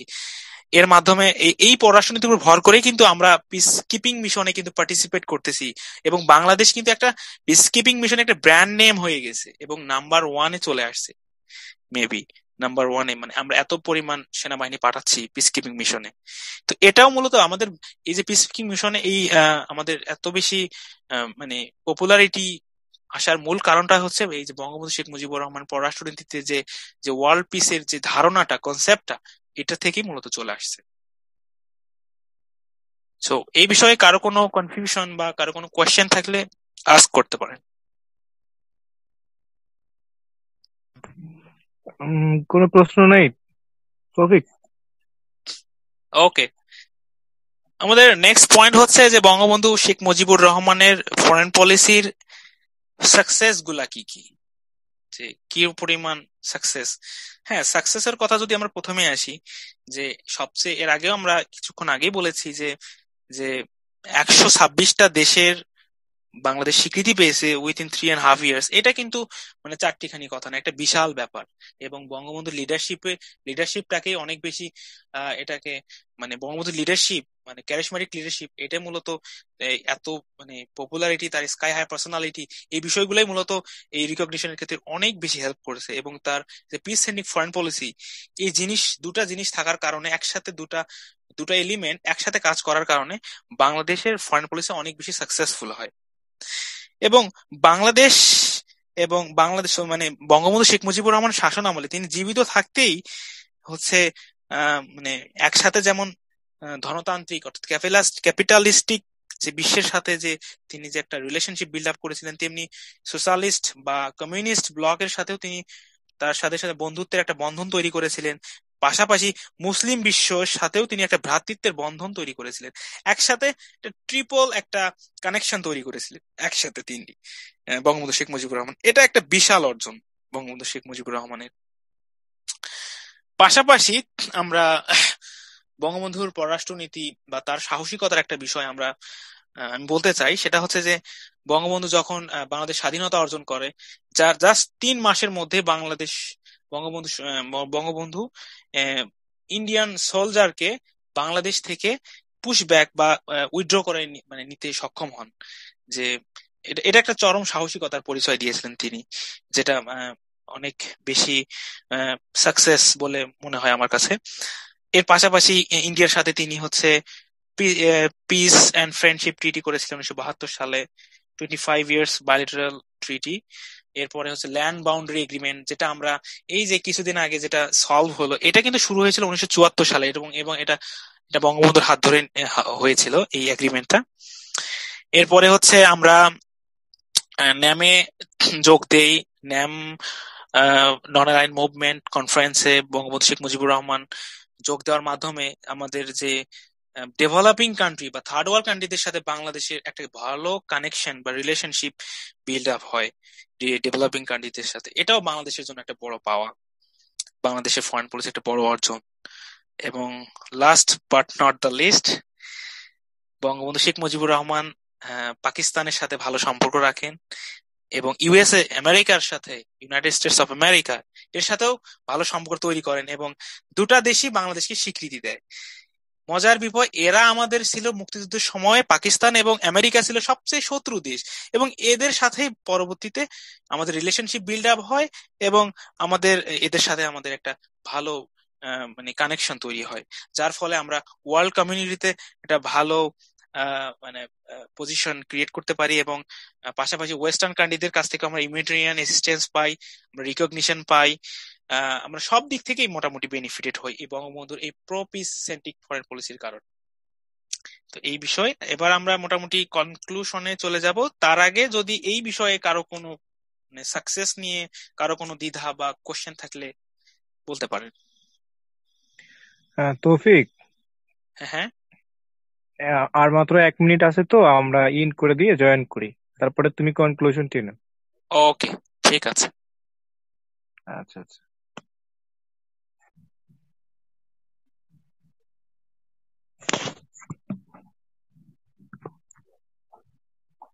ধন্যবাদ। আমরা আলোচনার একদম লাস্ট পয়েন্টে চলে এসেছি। আমরা এখন কনক্লুশনটা আনবো এবং এরপরে আমরা একটু আলোচনায় যাব। যাই হোক, তো আমরা সবাই জানি, আমরা সফলতার কথা বলছিলাম কিছুক্ষণ আগে। বঙ্গবন্ধু শেখ মুজিবুর রহমানের যে পররাষ্ট্রনীতি, তিনি অনেক বেশি সফল ছিলেন। সফল নায়কের ভূমিকা পালন করেন।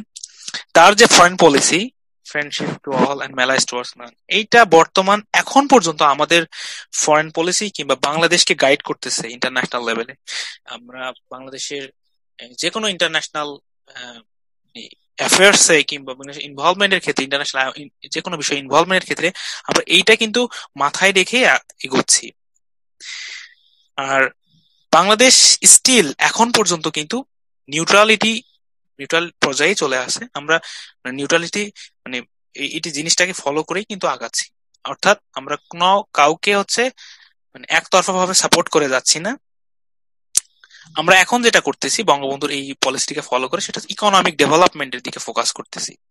যেহেতু এই এখনকার সময়টা হচ্ছে গ্লোবালাইজেশনের যুগ, ফ্রি মার্কেটের যুগ, তো আমাদের যেটা করতে হবে ইকোনমিক ডিপ্লোমেসি, ইকোনমিক ডেভেলপমেন্টের দিকে ফোকাস করতে হবে। এর জন্য নিউট্রাল থেকে ইকোনমিক ডেভেলপমেন্টের দিকে আগাতে হবে। এই যে বঙ্গবন্ধুর ফরেন পলিসিকে সামনে রেখেই কিন্তু আমরা আগাচ্ছি। আর আরেকটা বিষয় খেয়াল করার বিষয়, সেটা হচ্ছে যে বঙ্গবন্ধু অপ্রেসদের সবসময় পাশে দাঁড়াতেন, তাদের পক্ষে কথা বলতেন। আমরা কিন্তু এইটাকে ফলো করে কিন্তু এখনো চলছি। এটা যদি আমরা নাই করতাম তাহলে কিন্তু আমরা রোহিঙ্গাদের কখনোই আশ্রয় দিতাম না। আমরা কিন্তু তাদের হিউম্যানিটেরিয়ান গ্রাউন্ড থেকে কিন্তু এটা করতেছি। আর এইটা কিন্তু আমাদের শিখিয়ে গেছেন বা দেখিয়ে গেছেন আমাদের বঙ্গবন্ধু শেখ মুজিবুর রহমান। আর বঙ্গবন্ধু যে তার স্বপ্নের যে সুইজারল্যান্ড অফ দ্য ইস্ট হবে বাংলাদেশ, সেই পথেই কিন্তু বাংলাদেশ এগুচ্ছে, যে মোটামুটি একটা ব্যালেন্সিং ফরেন পলিসি মেনটেন করেই কিন্তু আমরা নিউট্রাল থেকেই আমরা কিন্তু ইকোনমিক ডেভেলপমেন্টের দিকে আগাচ্ছি। মোট কথা হচ্ছে যে 4 বছরে, মানে 4 বছর এবং তারও কম সময়ে বঙ্গবন্ধু শেখ মুজিবুর রহমান বাংলাদেশের পররাষ্ট্রনীতির যে এস্টাবলিশমেন্টের ক্ষেত্রে যে মানে সাকসেস তিনি দেখাইছেন, সেইটা বাংলাদেশের হিস্ট্রিতে এখনো মানে ইউনিক হয়ে আছে, এবং আমার মনে হয় এটা ভবিষ্যতেও থাকবে। বাংলাদেশের মুক্তিযুদ্ধের এক সময় যারা বিরোধিতা করেছিল যেসব দেশ, তাদের সাথেও তিনি বন্ধুত্ব স্থাপন করেছিলেন। এমনকি পাকিস্তানের যে রিকগনিশন বা স্বীকৃতি, এটা আদায় করতেও তিনি সক্ষম হয়েছেন। তিনি ধনতান্ত্রিক, গণতান্ত্রিক, সমাজতান্ত্রিক সব ধারার দেশের সঙ্গে তিনি মোটামুটি একটা ভালো কানেকশন বা ভালো রিলেশনশিপ তৈরি করেছিলেন, এবং সবার সাথে মোটামুটি একটা ভ্রাতৃত্বের বন্ধন তৈরি করেছিলেন। তো এভাবেই বঙ্গবন্ধু শেখ মুজিবুর রহমান বাংলাদেশকে, বাংলাদেশের যে যে ভাবমূর্তি বিশ্বের মানে মানে বিশ্বের বুকে উজ্জ্বল করে রেখেছে। যে ফরেন পলিসিটা বর্তমান পর্যন্ত আজও রেলিভেন্ট অনেক বেশি। তো অনেকের মনে হয় যে মানে কোশ্চেন মাথায় আসে যে বাংলাদেশের ফরেন পলিসি আদৌ কি মানে মডিফিকেশন বা পরিবর্তনের প্রয়োজন আছে কিনা, এই বিষয়টা নিয়ে অনেকেই কনফিউশনে ভোগে। যে কেউ মনে করে হ্যাঁ, যেহেতু এটা পরিবর্তন করা প্রয়োজন, কারণ বাংলাদেশের ফরেন পলিসিটা নেওয়া হয়েছিল 50 বছর আগে, আজ থেকে 50 বছর আগে, 1971 সালে, তো 1972 সালে। তো এইটা হচ্ছে তো তৎকালীন সিচুয়েশন আর এনভায়রনমেন্টকে চিন্তা করেই নেওয়া হয়েছিল peaceful foreign policy, friendship to all malice to person. এখন তো সিচুয়েশন চেঞ্জ হয়েছে, এখন তো বাইপোলার সিচুয়েশন নাই, এখন তো ওরকম কোল্ড ওয়ারও নাই। তাহলে বাংলাদেশের এরকম ফরেন পলিসি কি মডিফিকেশন বা কিছু পরিমার্জনের প্রয়োজন আছে কিনা? আবার অনেকে দাবি করেন যে যদি আপনার কোনো শত্রুই না থাকে তাহলে আপনার তো উইক ফরেন পলিসি। ইংরেজিতে এভাবে বলা হয় যে if you do not have any enemy then you have weak foreign policy. বাংলাদেশের ক্ষেত্রে যেটা দেখেন, বাংলাদেশের কিন্তু ওভাবে কিন্তু মানে প্রতিষ্ঠিত কোনো এনিমি নাই বাংলাদেশ ফরেন পলিসিতে। তো আমাদের ফরেন পলিসিতে এনিমি নাই মানে কি, আমাদের একটা উইক ফরেন পলিসি। এটা এই আক্ষরিক দিক থেকে, এই দিক থেকে মানতেই হয়। কিন্তু আমরা যদি অন্য দিক থেকে এই বিষয়টাকে ভাবি, যে আমরা হচ্ছে আমাদের যেহেতু পজিশন এবং হচ্ছে আমাদের ইকোনমিক্যালি কিংবা আমাদের ক্যাপাবিলিটির দিকেই তাকাই, সবকিছু মিলায় আমরা অত বেশি অ্যাডভান্সড না, হয়তো এগুচ্ছি মোটামুটি অনেক ভালো একটা ব্যালেন্সিং সিচুয়েশনের মধ্যে দিয়েও যাচ্ছি আমরা এখন বর্তমানে। চায়না এবং ইন্ডিয়ার সাথে যেভাবে ব্যালেন্স করে চলছি, একদিকে যেমন পলিটিক্যালি, রাজনৈতিক ভাবে আমরা ইন্ডিয়ার সাথে ভালো রিলেশনশিপ মেনটেন করছি, অন্যদিকে চায়নার সাথে ইকোনমিক্স মানে ইস্যুতে অনেক ভালো আমরা, চায়না আমাদের অনেক ভালো বন্ধু। তো তো এইটাই হচ্ছে মূল বিষয়, যে দেশের স্বার্থে আসলে কূটনীতির পাড়ায় কোনো চিরকালীন কোনো বন্ধু বা রাষ্ট্র নেই। আপনার আজকের বন্ধু আগামীকালের শত্রু হতে পারে, আগামীকালকের গতকালকের শত্রু আগামীকালকের বন্ধু হতে পারে। অর্থাৎ এভরিথিং ইজ চেঞ্জেস, মানে যে কোনো জিনিস চেঞ্জ হতে পারে, এটা হচ্ছে মূল বিষয়। তো আমাদের এখন যে বিষয়টা দরকার সেটা হচ্ছে যে আমাদের ইকোনমিক ডিপ্লোমেসির দিকে বেশি বেশি ফোকাস করা দরকার। আমাদের পিসফুল থেকে, আমার মনে হয় পিসফুল থেকেই আরো বেশি ইকোনমিক্যালি আরো সলভেন্ট আমাদের ইকোনমিক ডেভেলপমেন্টের দিকে আরো বেশি ফোকাস করা দরকার। এর জন্য মানে যা যা করা দরকার তাই করা দরকার। প্রয়োজনে রিয়েলিস্টিক হলেও সমস্যা নাই। আমরা আরো বেশি সমৃদ্ধ হতে চাই, আরো বেশি স্বনির্ভর হতে চাই, এবং আমাদের যখনই স্বনির্ভর হবো আমাদের তখন একটা স্ট্রং ফরেন পলিসি আমরা তৈরি করতে পারবো। বাংলাদেশ বিশ্বের বুকে মাথা উঁচু করে দাঁড়িয়ে থাকবে তখন। ধন্যবাদ সবাইকে। কারো কোনো প্রশ্ন থাকলে বলতে পারেন।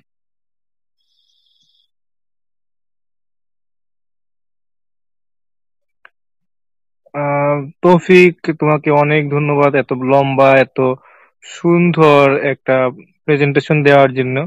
অনেকগুলো বিষয়ে তুমি যুক্ত করেছো, পাশাপাশি অনেকগুলো প্রশ্ন যেগুলো উঠেছে সেগুলোর সুন্দর উত্তর তুমি দিয়েছো।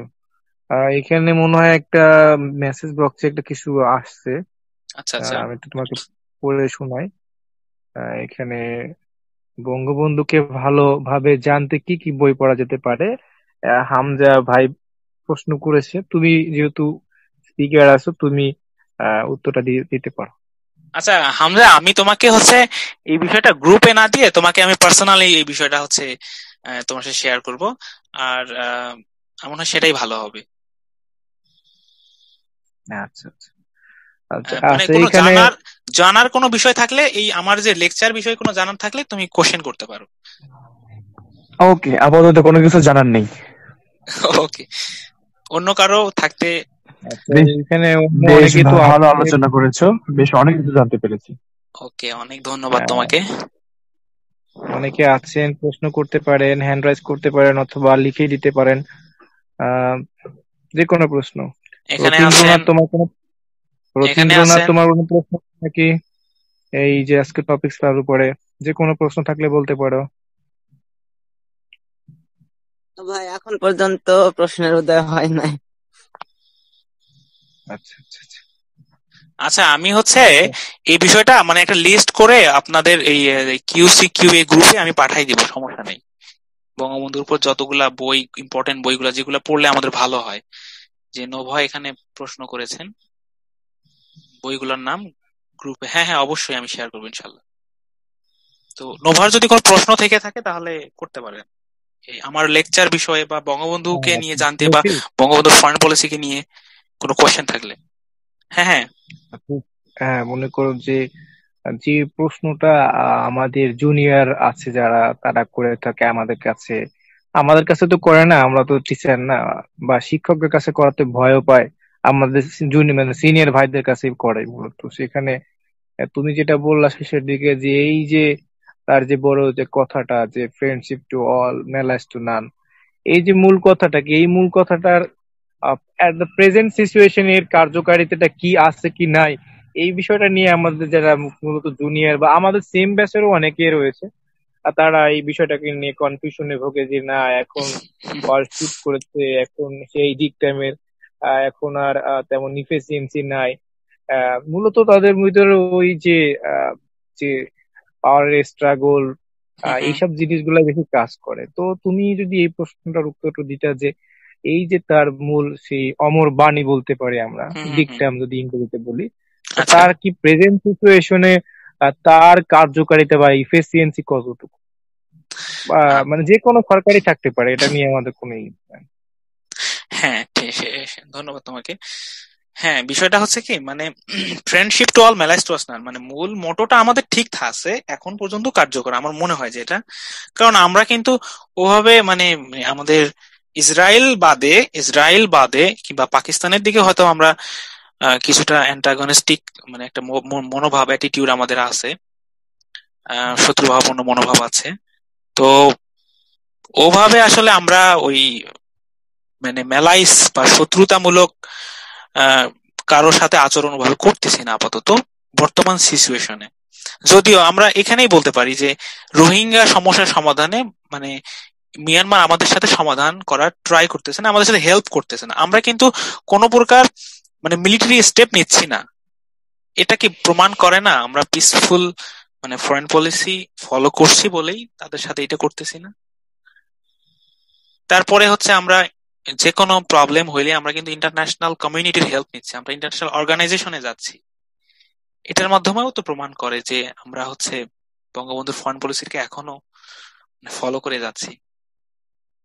এরপরে হচ্ছে আহ আমরা কিন্তু মানে সবার সাথে মোটামুটি একটা ভালো কানেকশন রেখে যাচ্ছি। যেমন কিছুদিন আগেই হচ্ছে আহ আমাদের হচ্ছে পেঁয়াজের সমস্যা হইলো, কিংবা এই এনআরসি নিয়ে যে ইন্ডিয়া যে সমস্যা হলো, আমরা কিন্তু সাথে সাথে আমাদের ইন্ডিয়ার প্রতি যে একটা মনোভাব, আমরা কিন্তু ওটা হয়তো ব্যক্ত করতে নাও পারলেও কিন্তু আমরা কিন্তু পাকিস্তান থেকে আমরা পেঁয়াজ নিয়ে আসি, তুরস্ক থেকে পেঁয়াজ নিয়ে আসি। তো এই যে আমাদের একটা চেঞ্জ, যে আমরা কারোর প্রতি ডিপেন্ডেন্ট না, বা হচ্ছে আমরা অ্যান্টাগনিস্টিক সিচুয়েশন, বা আমরা হচ্ছে মানে কারোর প্রতি মানে মেলাইস মনোভাব না করলেও আসলে আমরা সবার সাথে মোটামুটি তাল দিয়ে রেখে যাচ্ছে স্টিল স্টিল নাও। তো আমরা চাই যে এটা অব্যাহত থাক। তবে বাংলাদেশকে আমার মনে হয় যেটা বাংলাদেশকে মানে যেহেতু বাংলাদেশ একটা উন্নয়নশীল অবস্থা থেকে আরেকটু মানে ভালো অবস্থানের দিকে যাচ্ছে ইকোনমিক্যালি, তো বাংলাদেশ কিন্তু আগের মতো অবস্থান নেই। তো বলা হয় যে পাকিস্তানের থেকে আমরা হচ্ছে পাকিস্তানের যে পরিমাণ রিজার্ভ আছে তাদের থেকে আমাদের থেকে 5 গুণ বেশি বাংলাদেশের আছে। তো আমাদের আসলে ভয় পাওয়ার কিছু নাই, আমরা আরো বেশি স্ট্রং মানে হতে পারবো বা স্ট্রং ফরেন পলিসি নিতে পারবো। কিন্তু এটা নাই, এটা গ্রাজুয়াল, এটা হুট করে হবে না, it's needs time. So that's why I think still মডিফিকেশনের দরকার নাই। তবে হচ্ছে আমাদের আরো বেশি অর্থনৈতিকভাবে স্বাবলম্বী যদি হই, ইকোনমিক্যালি অনেক বেশি ইমপ্রুভড হই, তাহলে আমরা ওয়ার্ল্ডের যে কোনো বিষয়ে আমরা কিন্তু কথা বলতে পারবো। যেমন ইন্ডিয়ার সাথে আমরা হচ্ছে তিস্তা নিয়ে অত বেশি বার্গেইন করতে পারতেছি না, কিংবা বর্ডার কিলিং নিয়ে হয়তো কথা বলছি, হয়তো তারা আমাদের সাথে ওই মিটিং এ যা হচ্ছে মেনে নিচ্ছে, কিন্তু তারপরে কোনো এফেক্টিভনেস দেখতে পাচ্ছি না, আমরা কোনো মানে স্ট্রংলি কথা বলতে পারতেছি না। এটার মূল কারণ হচ্ছে আমরা এখনো ওই পর্যায়ে যেতে পারিনি যে ইন্ডিয়ার সাথে আমরা একটা বার্গেনিং সিচুয়েশনে যাব। তো আমাদের অনেক বেশি আরো বেশি টাইম লাগবে, ইট নিডস টাইম, মানে এটা গ্রাজুয়াল প্রসেস। আর ডিপ্লোমেসি নেভার এন্ডস, মানে আপনি একবার ফেল করবেন আবার চেষ্টা করবেন, এরকম বিষয়টা। তো বাংলাদেশ এখন পর্যন্ত চালিয়ে যাক। আমি মানে এই ফরেন পলিসিটা, ভবিষ্যতে যদি বাংলাদেশ অনেক বেশি ডেভেলপমেন্ট হয়, অনেক বেশি উন্নত হয়, তাহলে অবশ্যই বাংলাদেশের একটা শক্তিশালী পজিশন থাকবে এবং বাংলাদেশ ভয়েস রেজ করতে পারবে। ধন্যবাদ তৌফিক। যার একটা যে বিষয় যে স্বাভাবিকভাবে এখানে আমরা যারা শিক্ষার্থী রয়েছি, আমরা এই ধরনের ডিবেট গুলো ক্যাম্পাসের উদ্যানে, ক্লাসের মাঠে সবসময় করে থাকি। আর যখন বঙ্গবন্ধুকে নিয়ে আলোচনা হয়, সেখানে অনেকে অনেক ধরনের মতামত থাকে, বা বর্তমান যে রাজনৈতিক যে তার যে লিগ্যাসি যারা বহন করে, সেই দলের ভিতরে যদি বিভিন্ন মতাদর্শের কারণে বা বিভিন্ন অ্যাকশনের কারণে অনেক সময় তাকে ইন্ডিকেট করা হয়। তো মূলত আমার বিষয় যে যখন আমরা ফরেন পলিসি বঙ্গবন্ধু কেন্দ্রিক চিন্তা ভাবনা করতে চাই, তখন কিন্তু সাধারণ যারা শিক্ষার্থী সেই ফরেন পলিসির যে বিষয়টা, অর্থাৎ সেইটার সাথে যে তার ডোমেস্টিক যে তখনকার বিষয়গুলো সেগুলোকে কিন্তু গুলিয়ে ফেলে। তো সেইগুলো ডোমেস্টিক বিষয়গুলোকে কেন্দ্র করে কিন্তু সে ফরেন পলিসি গুলোকে তারা জাজ করতে চায়। তার ফলে কিন্তু তারা আহ, আমার মনে হয় যে তারা চেষ্টা করে ফরেন পলিসির তার সাকসেসের জায়গাটাকে ছোট করে দেখার জন্য, এবং ওইটাকে ফেইলের জায়গায় বা নিয়ে যাওয়ার জন্য।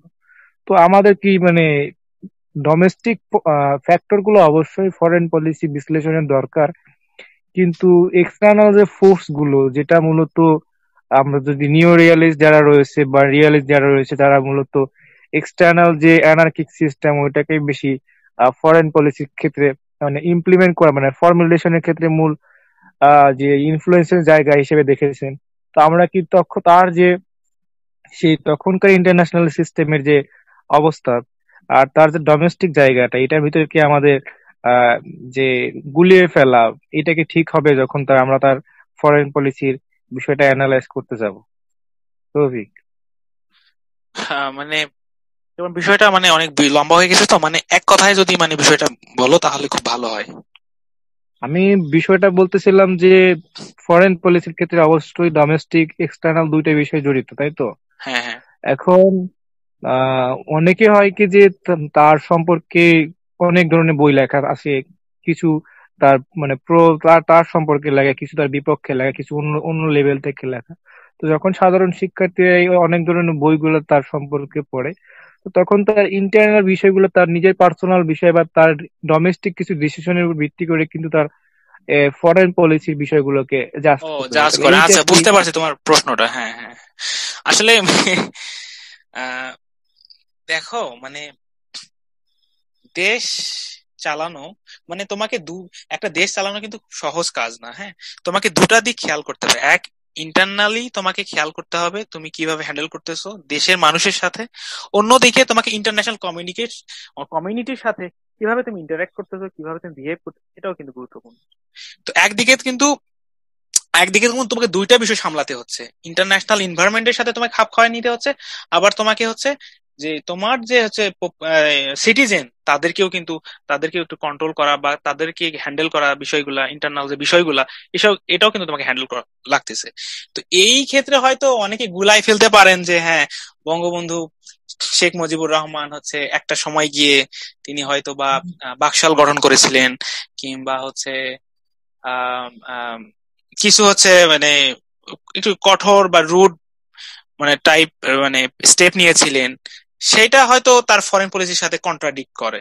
হ্যাঁ, এটা হতে পারে। কারণ তুমি তো মানে তোমার সত্যি কথা একদম ইজি একদম এক্সাম্পল দিলে যদি বলি যে তুমি তোমার বউকে পিটাতে পারবা, কিন্তু অন্যজনকে অন্য জনের বউকে তো তুমি পেটাতে পারবা না, তাই না? তো তুমি হচ্ছে মানে দেশের হয়তো ভিতরে তুমি তোমার হয়তো মানে বিহেভিয়ার একরকম হতে পারে, কিন্তু ইন্টারন্যাশনাল লেভেলে তোমার কিন্তু ওভাবেই কিন্তু সিচুয়েশন অনুযায়ী তোমাকে কাজ করতে হবে। এটা হচ্ছে মূল বিষয়। তো দুই বিষয়, ইন্টারনাল একটা এক্সটার্নাল। বুঝতে পারছো বিষয়টা? তো গুলিয়ে ফেলার কোনো কারণ নাই। হ্যাঁ, এটা ঠিক যে তাহলে তাহলে তিনি পার্সোনালি তাহলে কেমন লোক, যে তিনি যদি একই মানুষ দু ধরনের ক্যারেক্টারে থাকেন তাহলে বিষয়টা কিরকম। তো দেখো মানে আমি একটু বলবো কথা। হ্যাঁ হ্যাঁ শিওর। আমি একটু ইন্টারাপ্ট করি। হ্যাঁ হ্যাঁ একদমই ব্যাপারটা কি এরকম হচ্ছে না যে ঘরের লোক আমি পিটাতে পারছি বলে সেখানে আমি জোর খাটাতে পারছি বলে সেখানে আমি পিটাচ্ছি।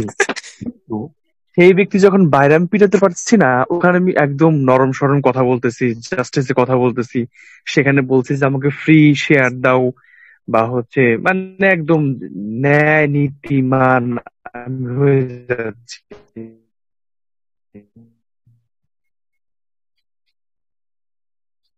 হ্যাঁ ফাহাদ, শুনতে পাচ্ছো? আমি শুনতে পাচ্ছি না। কিন্তু আমি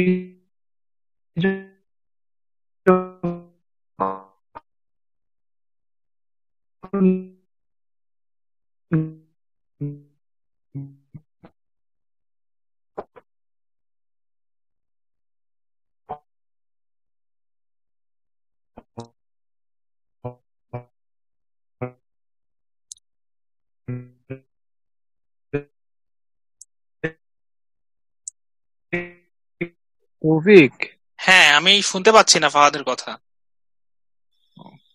ফাহাদ, তো এই তোমার কথা শোনা যাচ্ছে না, তুমি যদি চ্যাট বক্সে লিখে দিতা। আচ্ছা, এর পাশাপাশি আর কোনো কারো প্রশ্ন আছে? এখানে আছে রবীন্দ্রনাথ, নোভা, হাফসাতুন রূপা। আপনাদের যদি কারো কোনো প্রশ্ন থাকে তাহলে মানে ফিল ফ্রি টু আস্ক, মানে আপনারা প্রশ্ন করতে পারেন। আপাতত মনে হয় নেই, বুঝলা তৌফিক। আচ্ছা আচ্ছা। তাহলে আমরা গুটিয়ে ফেলি সবকিছু, কি বলো? তাহলে তুমি রেকর্ডটা অফ করে দাও। এই ফাহাদ চলে আসছে। তো তোমার ফাহাদ চেহারা দেখাও, তোমার রেকর্ডটা অফ করে দাও। এখন অফ করে দেবো না ফাহাদের কথা শুনে অফ করে দেবো? তাহলে ফাহাদের কথা শোনো। ফাহাদ, বলো তোমার যে কি বলছিলা। এখন শোনা যাচ্ছে? হ্যাঁ হ্যাঁ শোনা যাচ্ছে। আচ্ছা, আমি একটু ইন্টারাপ্ট করছিলাম এই ব্যাপারে যে আমি যখন বঙ্গবন্ধুর মানে ইন্টারনাল ব্যাপার স্যাপার ডোমেস্টিক এর বিভিন্ন ম্যাটার নিয়ে প্রশ্ন আসলো, যে আমি যখন মোটামুটি দেশে শক্তিশালী, আমি তখন আমার ঘরের লোকে পিটাচ্ছি, কিন্তু সেই আমি যখন ইন্টারন্যাশনাল লেভেলে গিয়ে দেখছি যে আসলে আমি ঘরে যেভাবে পিটাচ্ছি সেভাবে বাইরে পিটাতে পারছি না, তখন ইন্টারন্যাশনাল লেভেলে বলছি যে তোমাদের জাস্টিস অনুসারে কাজ করতে হবে, যে যা পায় তাকে তা দিতে হবে, একদম ন্যায় নীতি ধার ধরতে হবে। ব্যাপারটা একই ব্যক্তি দুই রকম হ্যাঁ হ্যাঁ হয়ে হ্যাঁ, যাচ্ছে না? একদমই একদমই। বিষয়টা আসলে মানে কিভাবে মানে আমি কিভাবে দেখি এটা জানতে চাচ্ছো? এবং এবং এই ব্যাপারটাকে হিপোক্রিসি ব্যাপারটাকে আমরা রিয়ালিস্টিক অ্যাপ্রোচ হিসেবে বৈধতা দিচ্ছি না? আচ্ছা দেখো, মানে আমি একটা জিনিস বলি, ম্যাকিয়াভেলির একটা কথা মানে কোটটা মানে শুনলেই মানে বুঝলেই তুমি বুঝে যাবা। মানে তার আগে আরেকটা কথা বলে নিই, সেটা হচ্ছে যে একটা অফিসের হায়ারার্কি দেখো না কেন, যে অফিসের বস তার নিচের নিচের জন যারা থাকে তাদেরকে ঝাড়ি মারেন, আবার তার নিচে যিনি থাকেন তাকে আবার তিনি ঝাড়ি মারেন। তো বিষয়টা হচ্ছে এরকম যে আহ যার কাছে যে ক্ষমতা আছে সে এক্সারসাইজ করে, এটাই হচ্ছে মূল বিষয়। মেকিয়াভেলির কথাটাই বলি, the strong do what they can, the poor accept what they have to. মানে স্ট্রং যেটা করতে পারেন সেটাই করেন যেটা করতে পারেন, আর যেহেতু পুয়ারদের অ্যাকসেপ্ট করা ছাড়া কোনো উপায় নাই, তাহলে পুয়াররা অ্যাকসেপ্ট করেই নিবে। স্ট্রংরা যেটা করবে পুয়াররা তার সেটাই মেনে নেবে। এটা হচ্ছে মূল বিষয়। সেটাই। ওকে, ঠিক আছে, থ্যাংক ইউ সুন্দর ওকে আলোচনার জন্য। ওকে, থ্যাংক ইউ। ওকে। তৌফিক, তাহলে রেকর্ডটা অফ করে দাও আর তোমার চেহারা দেখাও।